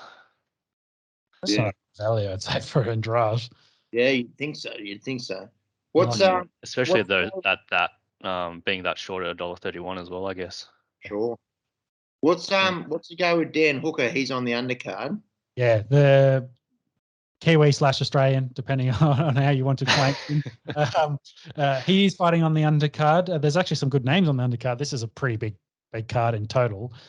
He did have some visa issues during the week, though, to be able to fly into pretty sure it's in Vegas in Nevada, to get into the US, essentially, let's put it that way. But they got resolved. He will be able to make weight to Saturday, I believe, for this, to then fight on this card. But yeah, I think he's got a good chance of rebounding against the opponent in this one. I've forgotten the name, but they weren't a high ranked guy like some of the others had been that he has been fighting. So I'm looking for Dan Hawker to get a victory there. Yeah. It'll be interesting because I was looking at this during the week as well. So Dan Hooker's had a pretty interrupted fight camp, obviously with New Zealand having pretty strict COVID restrictions down there. He was restricted to only, I guess, working out from home. He has his own gym down in I think it's Auckland. Wasn't even allowed to train his own gym with no one else in the gym. Apparently people were calling the cops on him, and yeah, they're basically saying like if you keep on doing this sort of stuff, you're going to get arrested. So don't know how much that's going to play into Monks, let's move past that one before There's too many beers deep. We don't want to bring up COVID. Oh, you bring it up after one, and that'll really get more gears. Did the fucking intro, man. Like you're straight into it. Yeah, let's go through the keeper, Tim Payne, and his bulging disc. Well, speaking of keepers, I think that means we need to move into the world of soccer or football. The EPL continues on. Ronaldo keeps scoring goals. He did get one against the Hammers. They did beat the West Ham 2-1. In some other matchups, Chelsea smoked the Spurs 3-0. Liverpool was 3-0 over Palace. City had a 0-0 draw with Southampton. Currently sit 5th on the table, which was a little bit interesting, I thought, when I looked at it. Love seeing it. Yeah. I hope they stay there all year. Of course, there's a 3-way tie between United, Chelsea, and Liverpool ahead of them. And then they've got Brighton, who's snuck into 4th. Perhaps I think he wrote this up the goals. So yeah, go the Seagulls. Hopefully they're playing Champions League over that shit Manchester City club that's oil owned and can't even fill out crowds for Champions League games. I'd love to see Brighton finish ahead of them. Yeah, and Marks and I were looking into this before. Brentford and Watford, 2 of the teams that came up into the division this year, both ahead of Arsenal. So I thought that was funny. Like I said, you just feel sorry for this tiny little club. They're just trying to get their head above water. They're red and white. They've got some gay little... they got relegated. Fuck me. They've got some gay little cannon, that they think that's cool. You just hope that they might finish a gentleman's 14th or something like that. Currently sit 13th on the ladder, I believe.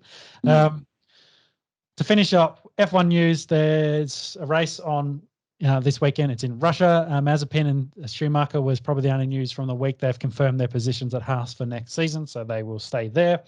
This race on the weekend's in Sochi. The weather report not looking great. Looks like it's going to be heavy rain, and there's already talk of a potential washout in that event, which will be disappointing, especially considering they've moved out of the middle period east, spot of Europe and are heading east before they then move down into the Middle Eastern countries as well. So, yeah, we'll have to see how that goes. Hopefully it doesn't rain all weekend for the F1. And Monks and Peps, do you want to finish this off with golf? What's happening in the Ryder Cup? Well, just going back quickly to the F1, I know I'm very casual, but the Belgian Grand Prix didn't really, give ultimate racing conditions. You'd hate to see it again. It was only 2 weeks ago that we saw that torrential rain in Belgium. Especially season. It's crazy. Yeah, so hopefully Sochi, comes up with some better weather than that. But one of the bigger competitions in golf coming up this weekend between the Europeans and the Americans. I'd love to know the odds. I think on paper they're quite evenly matched coming into one of golf's bigger tournaments. I think it's a subconscious thing, boys. I think a lot of people just get around the Europeans because they think, fuck them, fuck American golfers. We want to cheer for the underdogs, although they tend to be pretty good, and just jump on the European bandwagon. Monks, did you manage to find us some odds there? I've also got the big teams. So I can't say. Does it break down into pairings? Is that how it works? It's mate, it's nuclear physics. It's like the Big Bash League final series. Quantum mechanics, Big Bash League finals. I understand. Okay.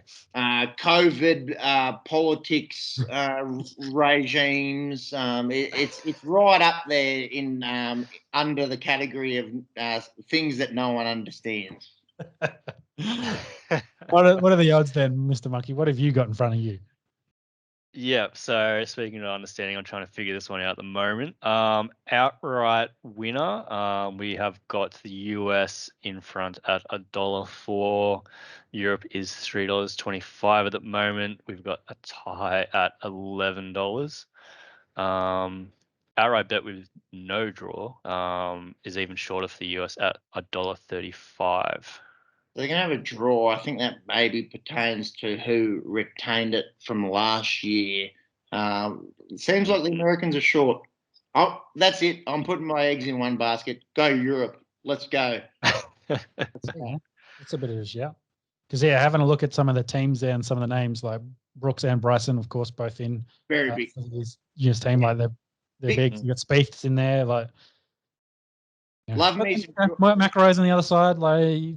They both got talented teams. It'll just come down to. I love me some Jordan Spieth, but I can see some real tension brewing already between Brooks and Bryson.